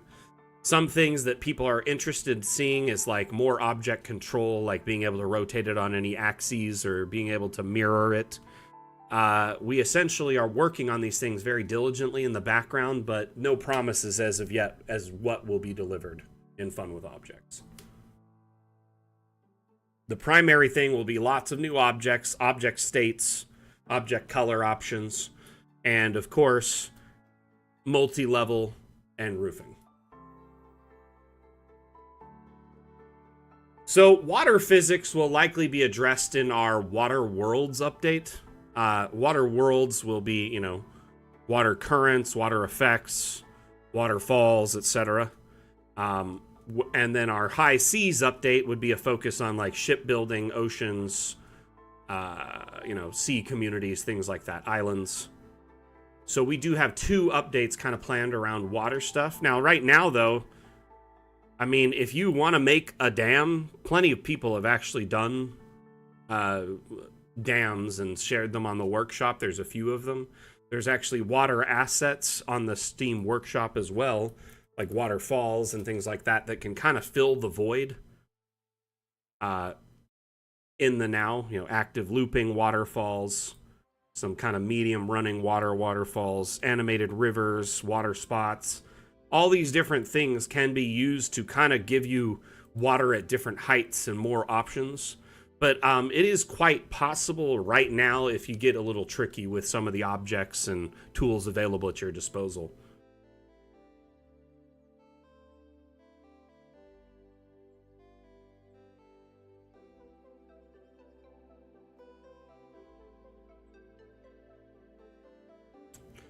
I know there is a dam challenge entry that actually was like a whole bridge city on a dam.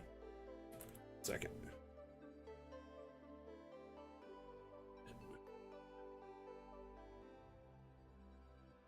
It was a few months ago, though. We sort by most recent. Trying to find a very specific one to show you.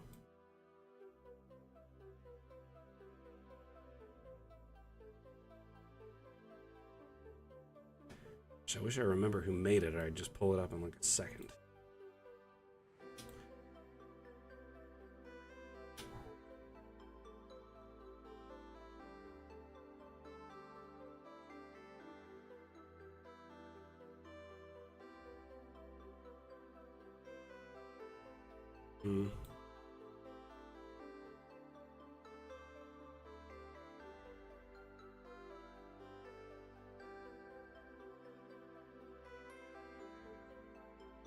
Like, there's no water dam object. You're gonna have to build up a dam like a wall and put like a water effect behind it.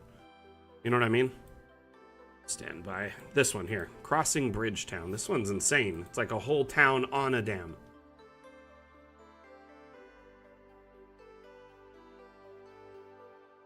So until Waterworlds releases and we allow our stock water on different heights, you've got to get creative, right? We're going to have to download these assets to get the full effect, so it'll take a moment.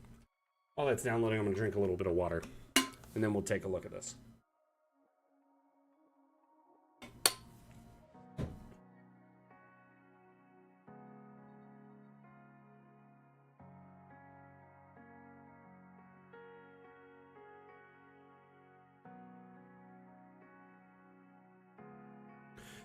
As far as like pushing things, I'm not sure. Like right now, you can interact with a lot of objects in first person. Pretty much any object that can like open or close. Light can be disabled, enabled.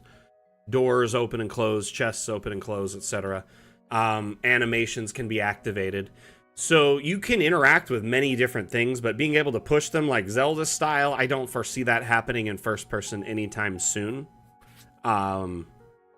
I would have to ask the devs about that, for sure.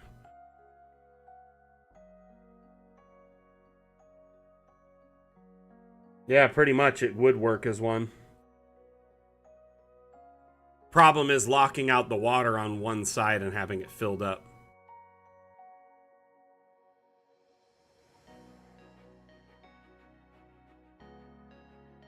Hey, Highland, how was your game?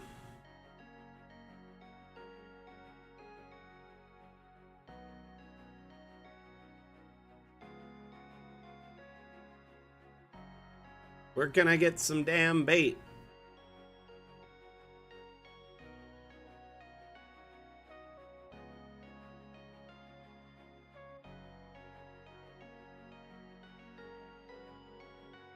So what they've done here is this is the regular water height.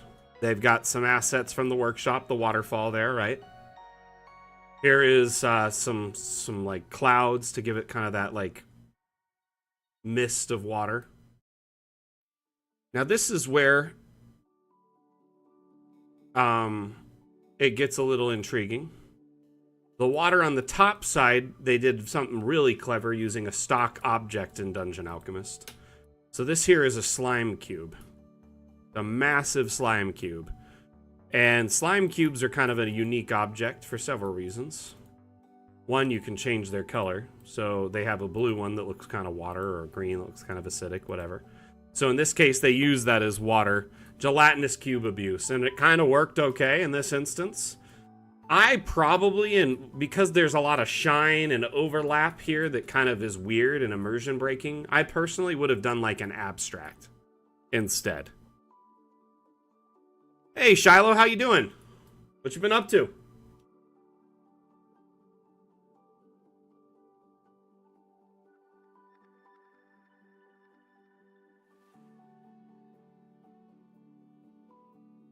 Is this the same GM Shiloh from YouTube?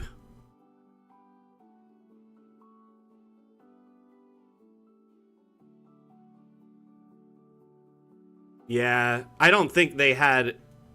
Well, how you doing, my friend? Hope you're well.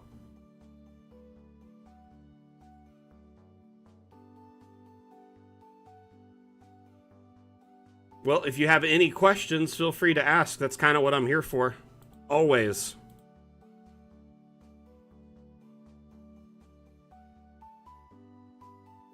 But yeah, one could probably do this if we got it just right.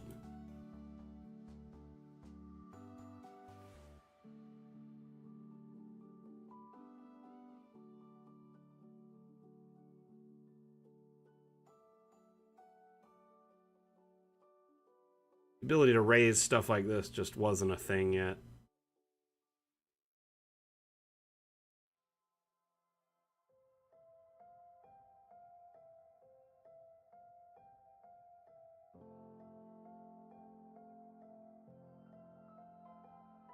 Hard to tell from the angle I was at where it was going to, but this is looking pretty good. And then we could just take some of this and bury it back in here like this, so it just goes to the edge. Very cool.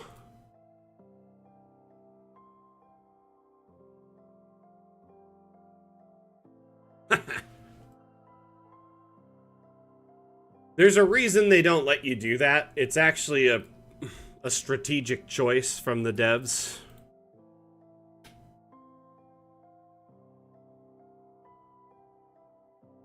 Because they're artists at the end of the day, and it's their product, and they don't like things looking wonky, being all stretched on one axis. So they, at the time, decided that that was the best approach, was to not allow it. Now, fun with objects, who knows? They may unlock it, but we'll see.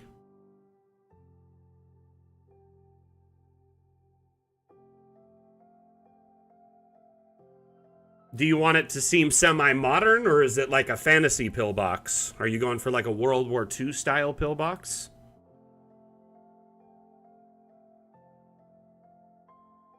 Yeah, so at the time that they did this, there wasn't unlocked scaling. It could only go up to a certain amount, and there was no raising objects up and down. So this solved that problem. You know what I mean?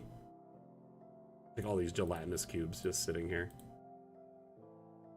Fantasy? Okay. Well, I would probably make sure you start in either desert or Badlands, because those are both kind of a desert scene. One's more like red rock mesas, stuff like that, whereas desert is straight up like dunes. So let's just assume you're going desert and dunes, right? I'm going to go with no vegetation. If you want any, you can add it. We'll go no water. If it's abandoned, it's likely abandoned for a reason, right? Good, not a good steady water source unless there might be a well dug out there in the desert. We'll go water level. Set it at that height. I'm just going to go 40 by 40 to save time.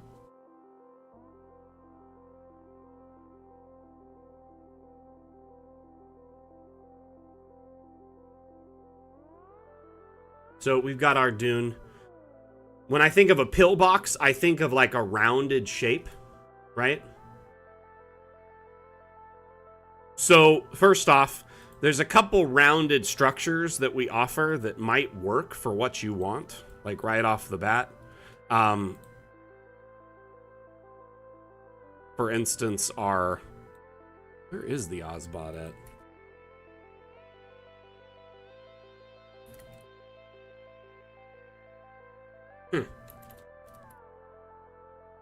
Hold on one second. What? Am I crazy right now? I was looking for the Ozbod. This guy. Or the Yakchal, never mind. So this kind of almost looks like a bunker in the middle of the desert already. The Yakchal. However, it does have water in it, so that's kind of the downside. There's two of them. And they both have water. These are meant to be actually like desert freezers. But you can get clever and cover that water and just make it like a floor. You could grab like one of these round things like this. Just raise it up a little bit so the water is covered. Maybe just have like a little area down in the bottom. And this could be your bunker or, you know, pillbox in the middle of the desert already. And you could add like little stands or like, you know, like rafters and stuff like that. Just a thought if you want to keep it simple. Alternatively, remember you can make rounded shapes and weird like diagonal cuts now with Dungeon Alchemist. So I would probably pick a theme of a building that uses stone. Wizard's Tower is going to be a good pick. We're going to tell it to not generate with objects. Probably leave it windowless for now. We'll just have stone, door, and floor.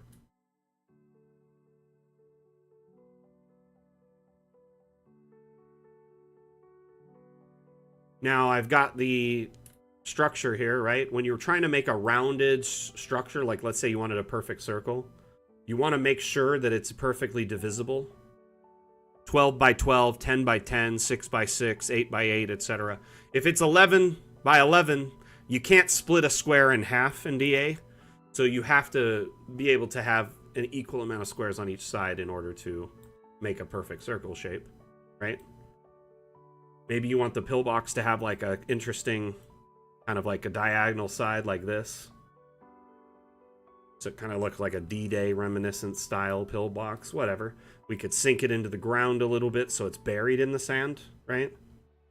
So it's been overtaken, which if it's abandoned, I'd like to think that's probably the case. Probably be buried a little bit, right?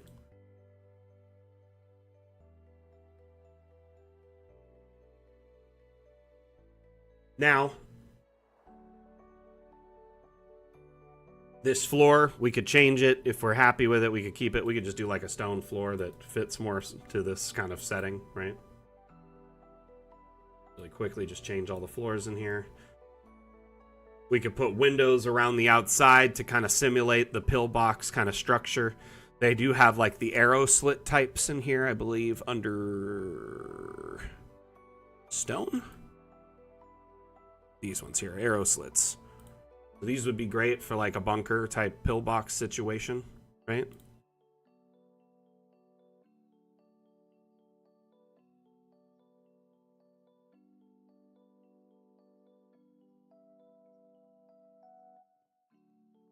So we put a bunch of those. This door didn't really generate where I wanted it to. I'm going to move it over to this side, but I'm actually going to delete it and put a double door or like a triple. We could put like a vault door so it seems like it's been broken into and destroyed. That one doesn't seem to fit that size. We could do a double door like this in the center. Darn it. I'm going to have to do a triple door, it looks like. Are there even triple doors?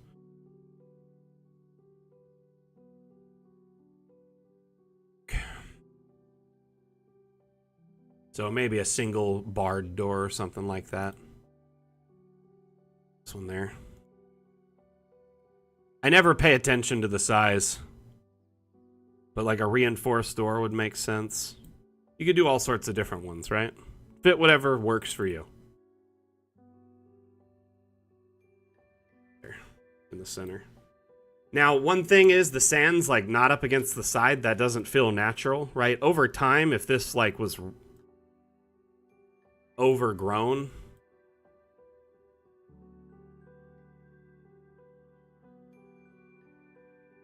It's a little high, but we're doing this on purpose. Actually, no, I got it better.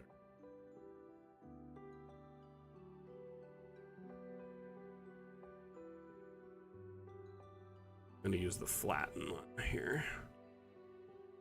And we'll bring it up as close as we can to this wall.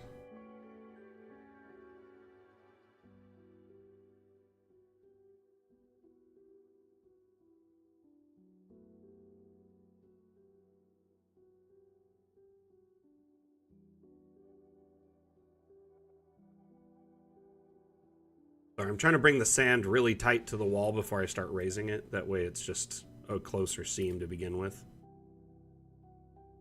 I really do hope someday we improve upon this.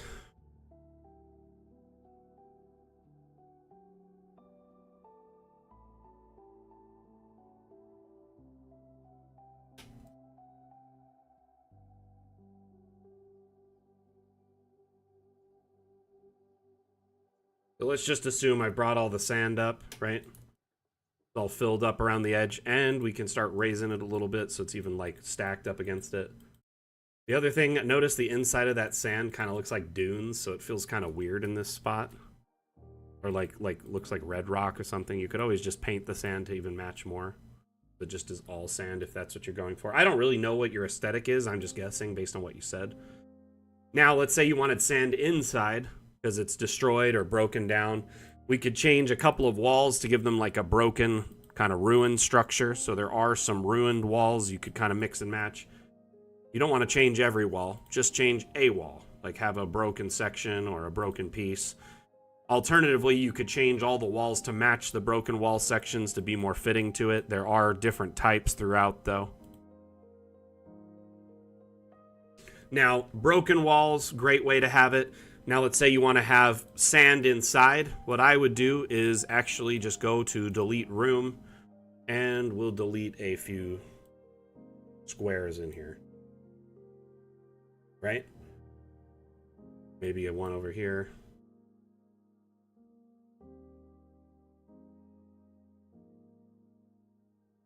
And these walls, you just erase these bad boys, and now the inside is out. So you could use this to fill up sand at that point.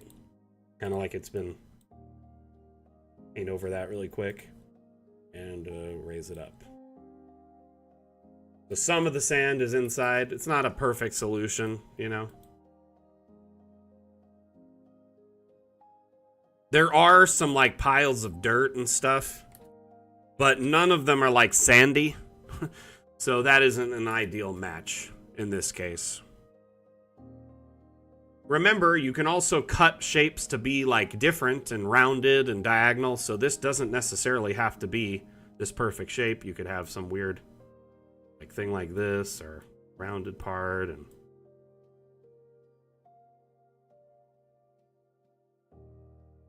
then we just delete that room there, right?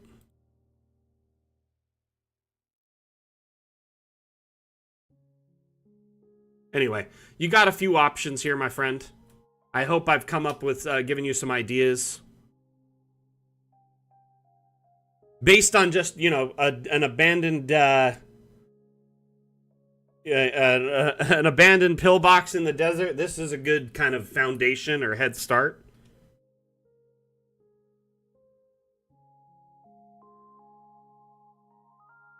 So you would want any rooms that are like adjacent to each other that have verticality difference. They're going to need to be at least one square between them, or it'll start giving you like a red thing if they get too close, right? So once there's the distance between them, definitely possible. Just raise that structure up and have it be higher. And just remember, you're going to want to kind of play around with stairs to see the distance between them. Use upstairs. Upstairs are your best friend. Downstairs, they have to attach to the ground. They put a hole in whatever they're doing. They're pretty much limited to only go down, whereas upstairs can be up and downstairs. So let's say you wanted this stair connecting these two rooms, you know? You could... Oh, I'm going to show you all a trick that's actually pretty cool. Let's say we wanted a stair right here, right at the back. You see how this ground is level right here? We can go into terrain, right? And then go to flatten to room height. Start in this room and then draw out from it. It will match that room's height on the outside. So now it determines the room it's going to match from where you start drawing from. Good little UI feedback there. But let's say you had like a staircase connecting these two rooms, right? You'd obviously need the stair to be kind of somewhere between them like this. We'll put a door here in a minute, but you get the idea. Now we have this stair. You can go in and take and like add another room adjacent, probably over here. Grab this, flip it up on its side so you can kind of see where it's going to. You're trying to find that height there, right?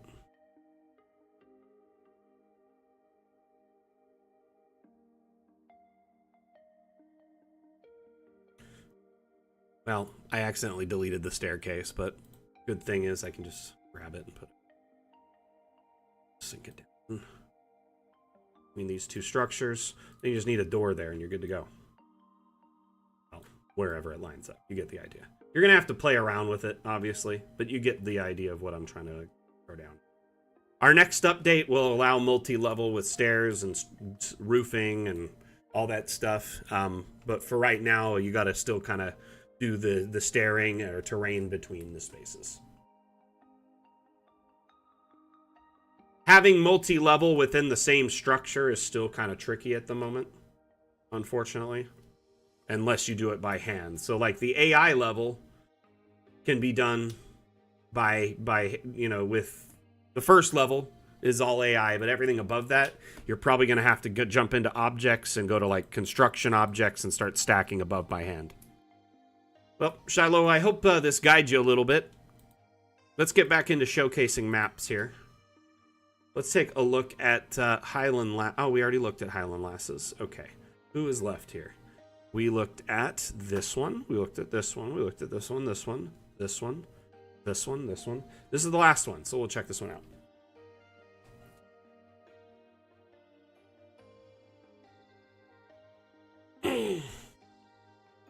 Shiloh, again, I just wanted to say thanks again for your lovely breakdown of the Magic update. Thanks. That video was amazing. I really do appreciate it.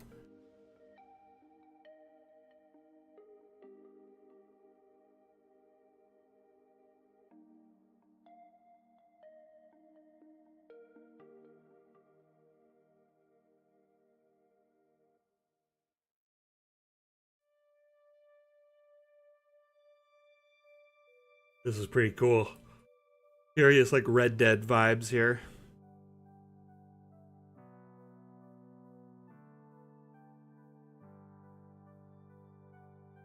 Trade route druidic sabotage.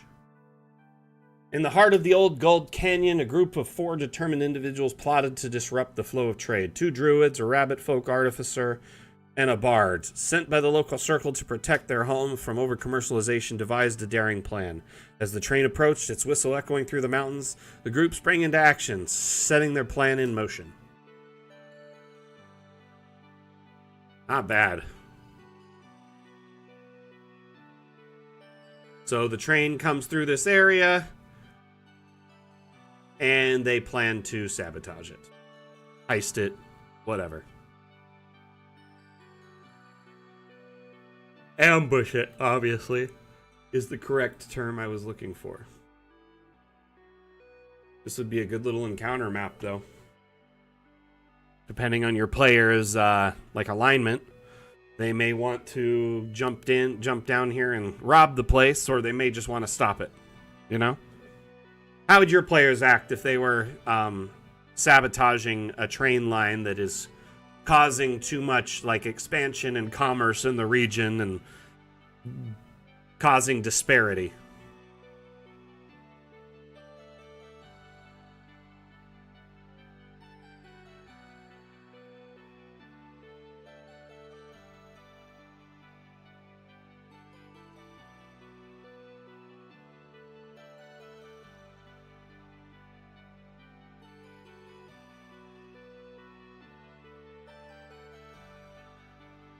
So, Psycho Machine, right now, some of the doors are a little tall and it looks a little wonky. You're just going to have to deal with it. In the future, we have some stuff that'll address that. In fact, I have some pictures that show it.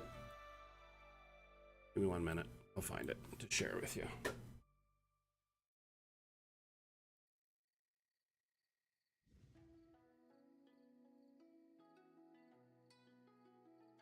So essentially,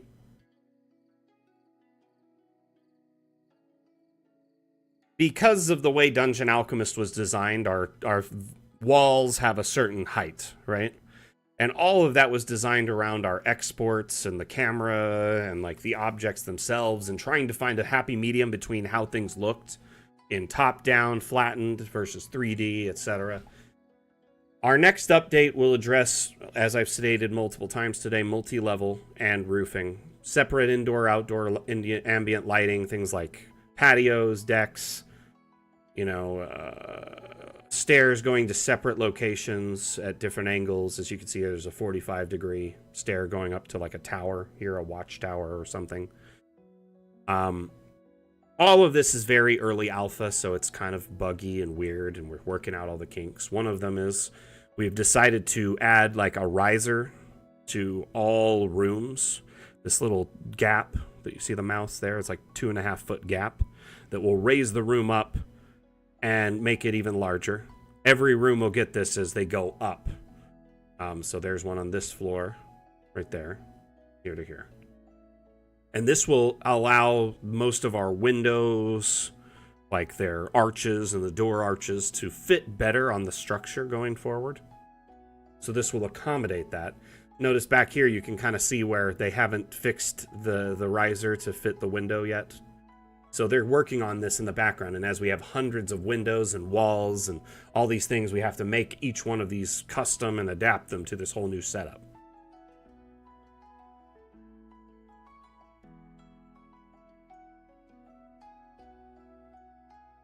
I don't think heat metal could melt the train tracks per se. Melting a train track would take a lot of heat. Like almost enough for like a furnace, right?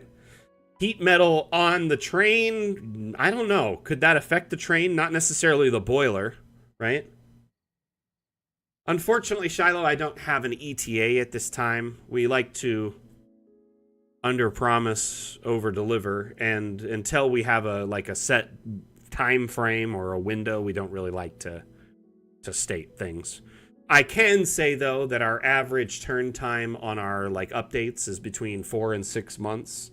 So every new update usually falls along that timetable, but there has been exceptions. Like the Magic update took 8 months. We'll get there when we get there. Yeah, I think heat metal, on an object that large wouldn't affect it. You'd probably have to, cause an avalanche. Oh, sure, like a rock slide, So the train would have to stop. Or come to a crash.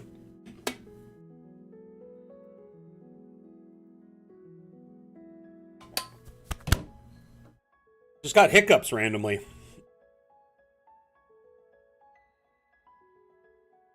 The dam was intended? Interesting. Where is there's a dam on this, or... Oh, right here. This is yours, Druid, Psycho? Then you made this one?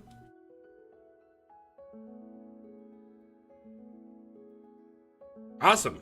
Well, thank you for sharing. I see what you did there. Smart. Because you have a terrain blocking under the rocks. Very cool. So you can either just lower the terrain a little bit, fills it, right? Alternatively, just put some water in there. I really hate how water deletes objects, though. But it would make sense if you flooded it, that it would flood it all away.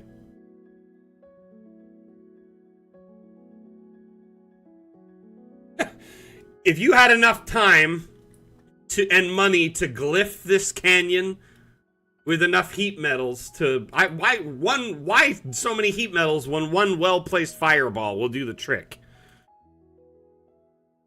Yeah, I saw that. You could just fill the water on this side, get the same effect, but yeah, I see that if you lower the terrain. That's really cool.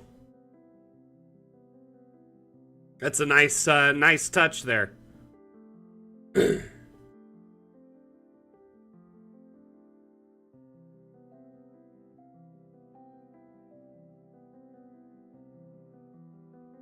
Very cool. You know, so one thing, the like Xanathar's guide has like a whole bunch of ways you can use tools, right, in your games. Like ways to use your tool proficiencies to make them more viable. And one of them is like if you have the ability to do stone working or whatever, or woodworking, you can look for weak points in those structures made out of those things and either break it easier or prevent it from creaking. Like you could notice where a board creak might be, or where there might be like a gap in the wood and find like a secret entrance, or you could potentially break a stone wall with less effort because you found a crack or a flaw in the wall, etc. Something like that. So I really enjoyed using that in like once it was added. I usually play like a skill monkey type character, like an artificer, and they have like, well, you know, tons of tool proficiencies, right? And then they get expertise with all their tools. And they have an exclusive magic item called the all-purpose tool, which is essentially like a sonic screwdriver and can turn into any tool. And once you do that, you now are proficient with that tool. Alternatively, if you were like classed as like, say, a Shadar Kai or one of the races that can like during a trance and learn proficiencies from their lineage or something, so you gain proficiencies in other tools that way. So there's lots of ways to just be on top of every tool. Oh, the Disguise Kit is one of the most underutilized tools, and it's actually one of the hardest ones for an artificer to get, like, naturally. Because it's not a tool, technically, it's a kit. So it doesn't fall under, like, the same as most of the tool sets, right?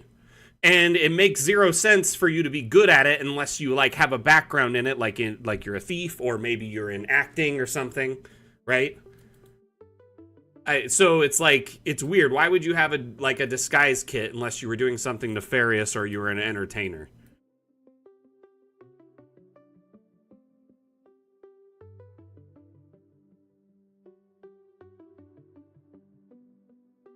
Some vegetation is always present dependent on the paint that is present.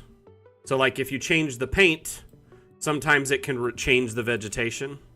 Does that make sense?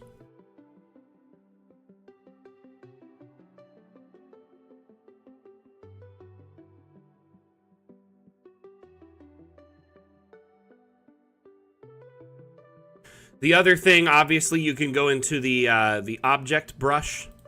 And on the adverse end of the object brush is the object eraser. So you can go through and quickly erase any objects that will erase that are separate from the terrain.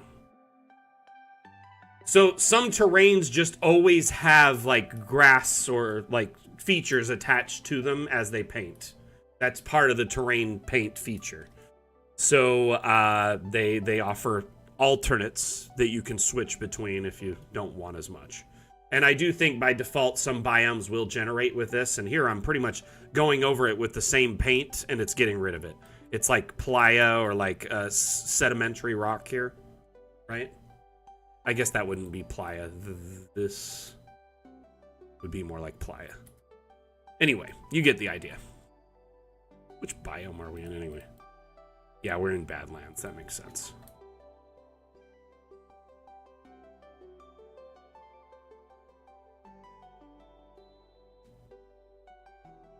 It technically does, but it's not the same as...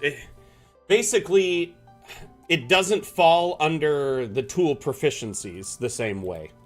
There's a few items that are considered kits that don't act as tools. Some DMs don't care and will allow you to, whatever. But like the herbalism kit, the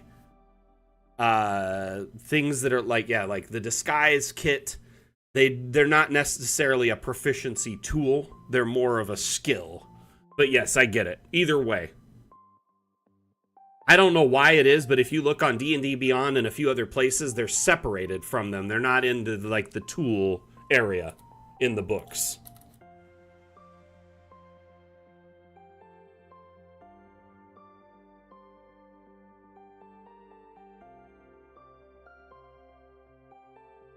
Hold on one second.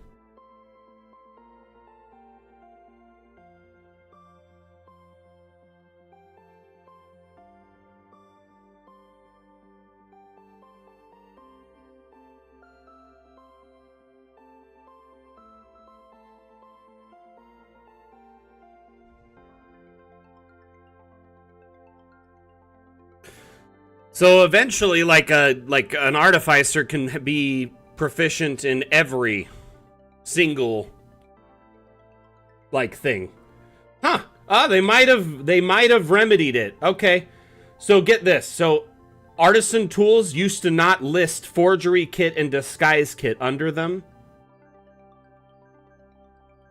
Notice herbalism kit's down like all on its own. Check this out.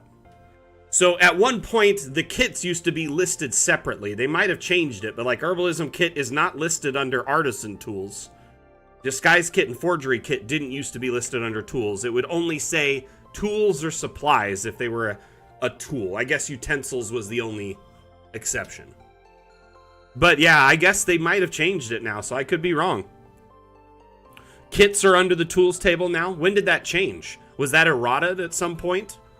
For the 2014, or is it the 2024 stuff that you're referring to? That's pretty cool, though. That's good. I'm happy. That also means the Shadar Kai could basically, in a trance, change out to any tool they want, including a disguise kit or a forgery kit. Basically, a Shadar Kai artificer is an insane skill monkey. Because early on, any tool proficiencies you don't have, or weapon proficiencies, you can grab through their trance thing in a short rest. And then you eventually can get the all-purpose tool. And artificers become expertise in any tool they're proficient with. When you hold the all-purpose tool, you can change it in any tool and you're automatically proficient with it. Therefore, you have expertise with it.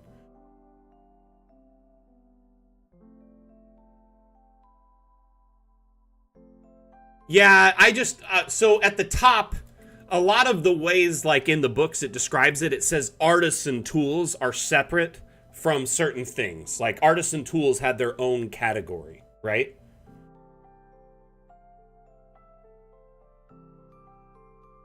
So calligraphy was distinct from, say, forgery.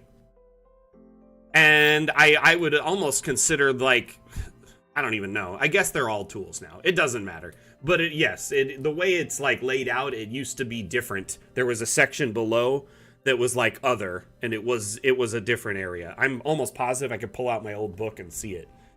It doesn't matter. We're past the time now. It's actually almost 15 past the hour, so we need to wrap up the stream. Had a lot of fun hanging out with you guys and gals. I'm going to miss you all while I'm away. Just a quick reminder, for the next couple of weeks, there will be no streams. There will be no, no Map Maker Mondays, no office hours, no damn challenges, no damn streams. Now, I will say this, the damn challenge theme, we've already picked the next one, so you actually have between now and when I get back to work on it, so you get an extra week. You have between now and the 20th of September to submit your entries for the damn challenge. So essentially, you have more time to enter because it's shopping day. I'm hoping we'll get a lot of interesting, unique entries that have a lot of fun takes on it. And remember, if you enter and win, you get a $10 Hero Forge gift card. So congratulations to Guido on getting the ambush-themed damn challenge gift card. And I appreciate everyone that entered. Appreciate you for contributing to this community initiative and for sharing your maps on the workshop. So many amazing entries. Very impressed by them. Psycho Machine, honestly, the layout of this map is a mood. I really love it. And I'm sorry I didn't notice this the first time, your little trap here. Thank you so much for sharing this. I love the effort and time and detail you put into the map. We don't see many Badlands maps nowadays, so it's good to see. Appreciate you very much, and thank you for all the other entries, Geronimo, Highland Lass, etc. Y'all are amazing. But otherwise, we'll see you next time I give a damn. Mac out. Bye. Bye. Have a good one. We'll see you in a few weeks. Mac out.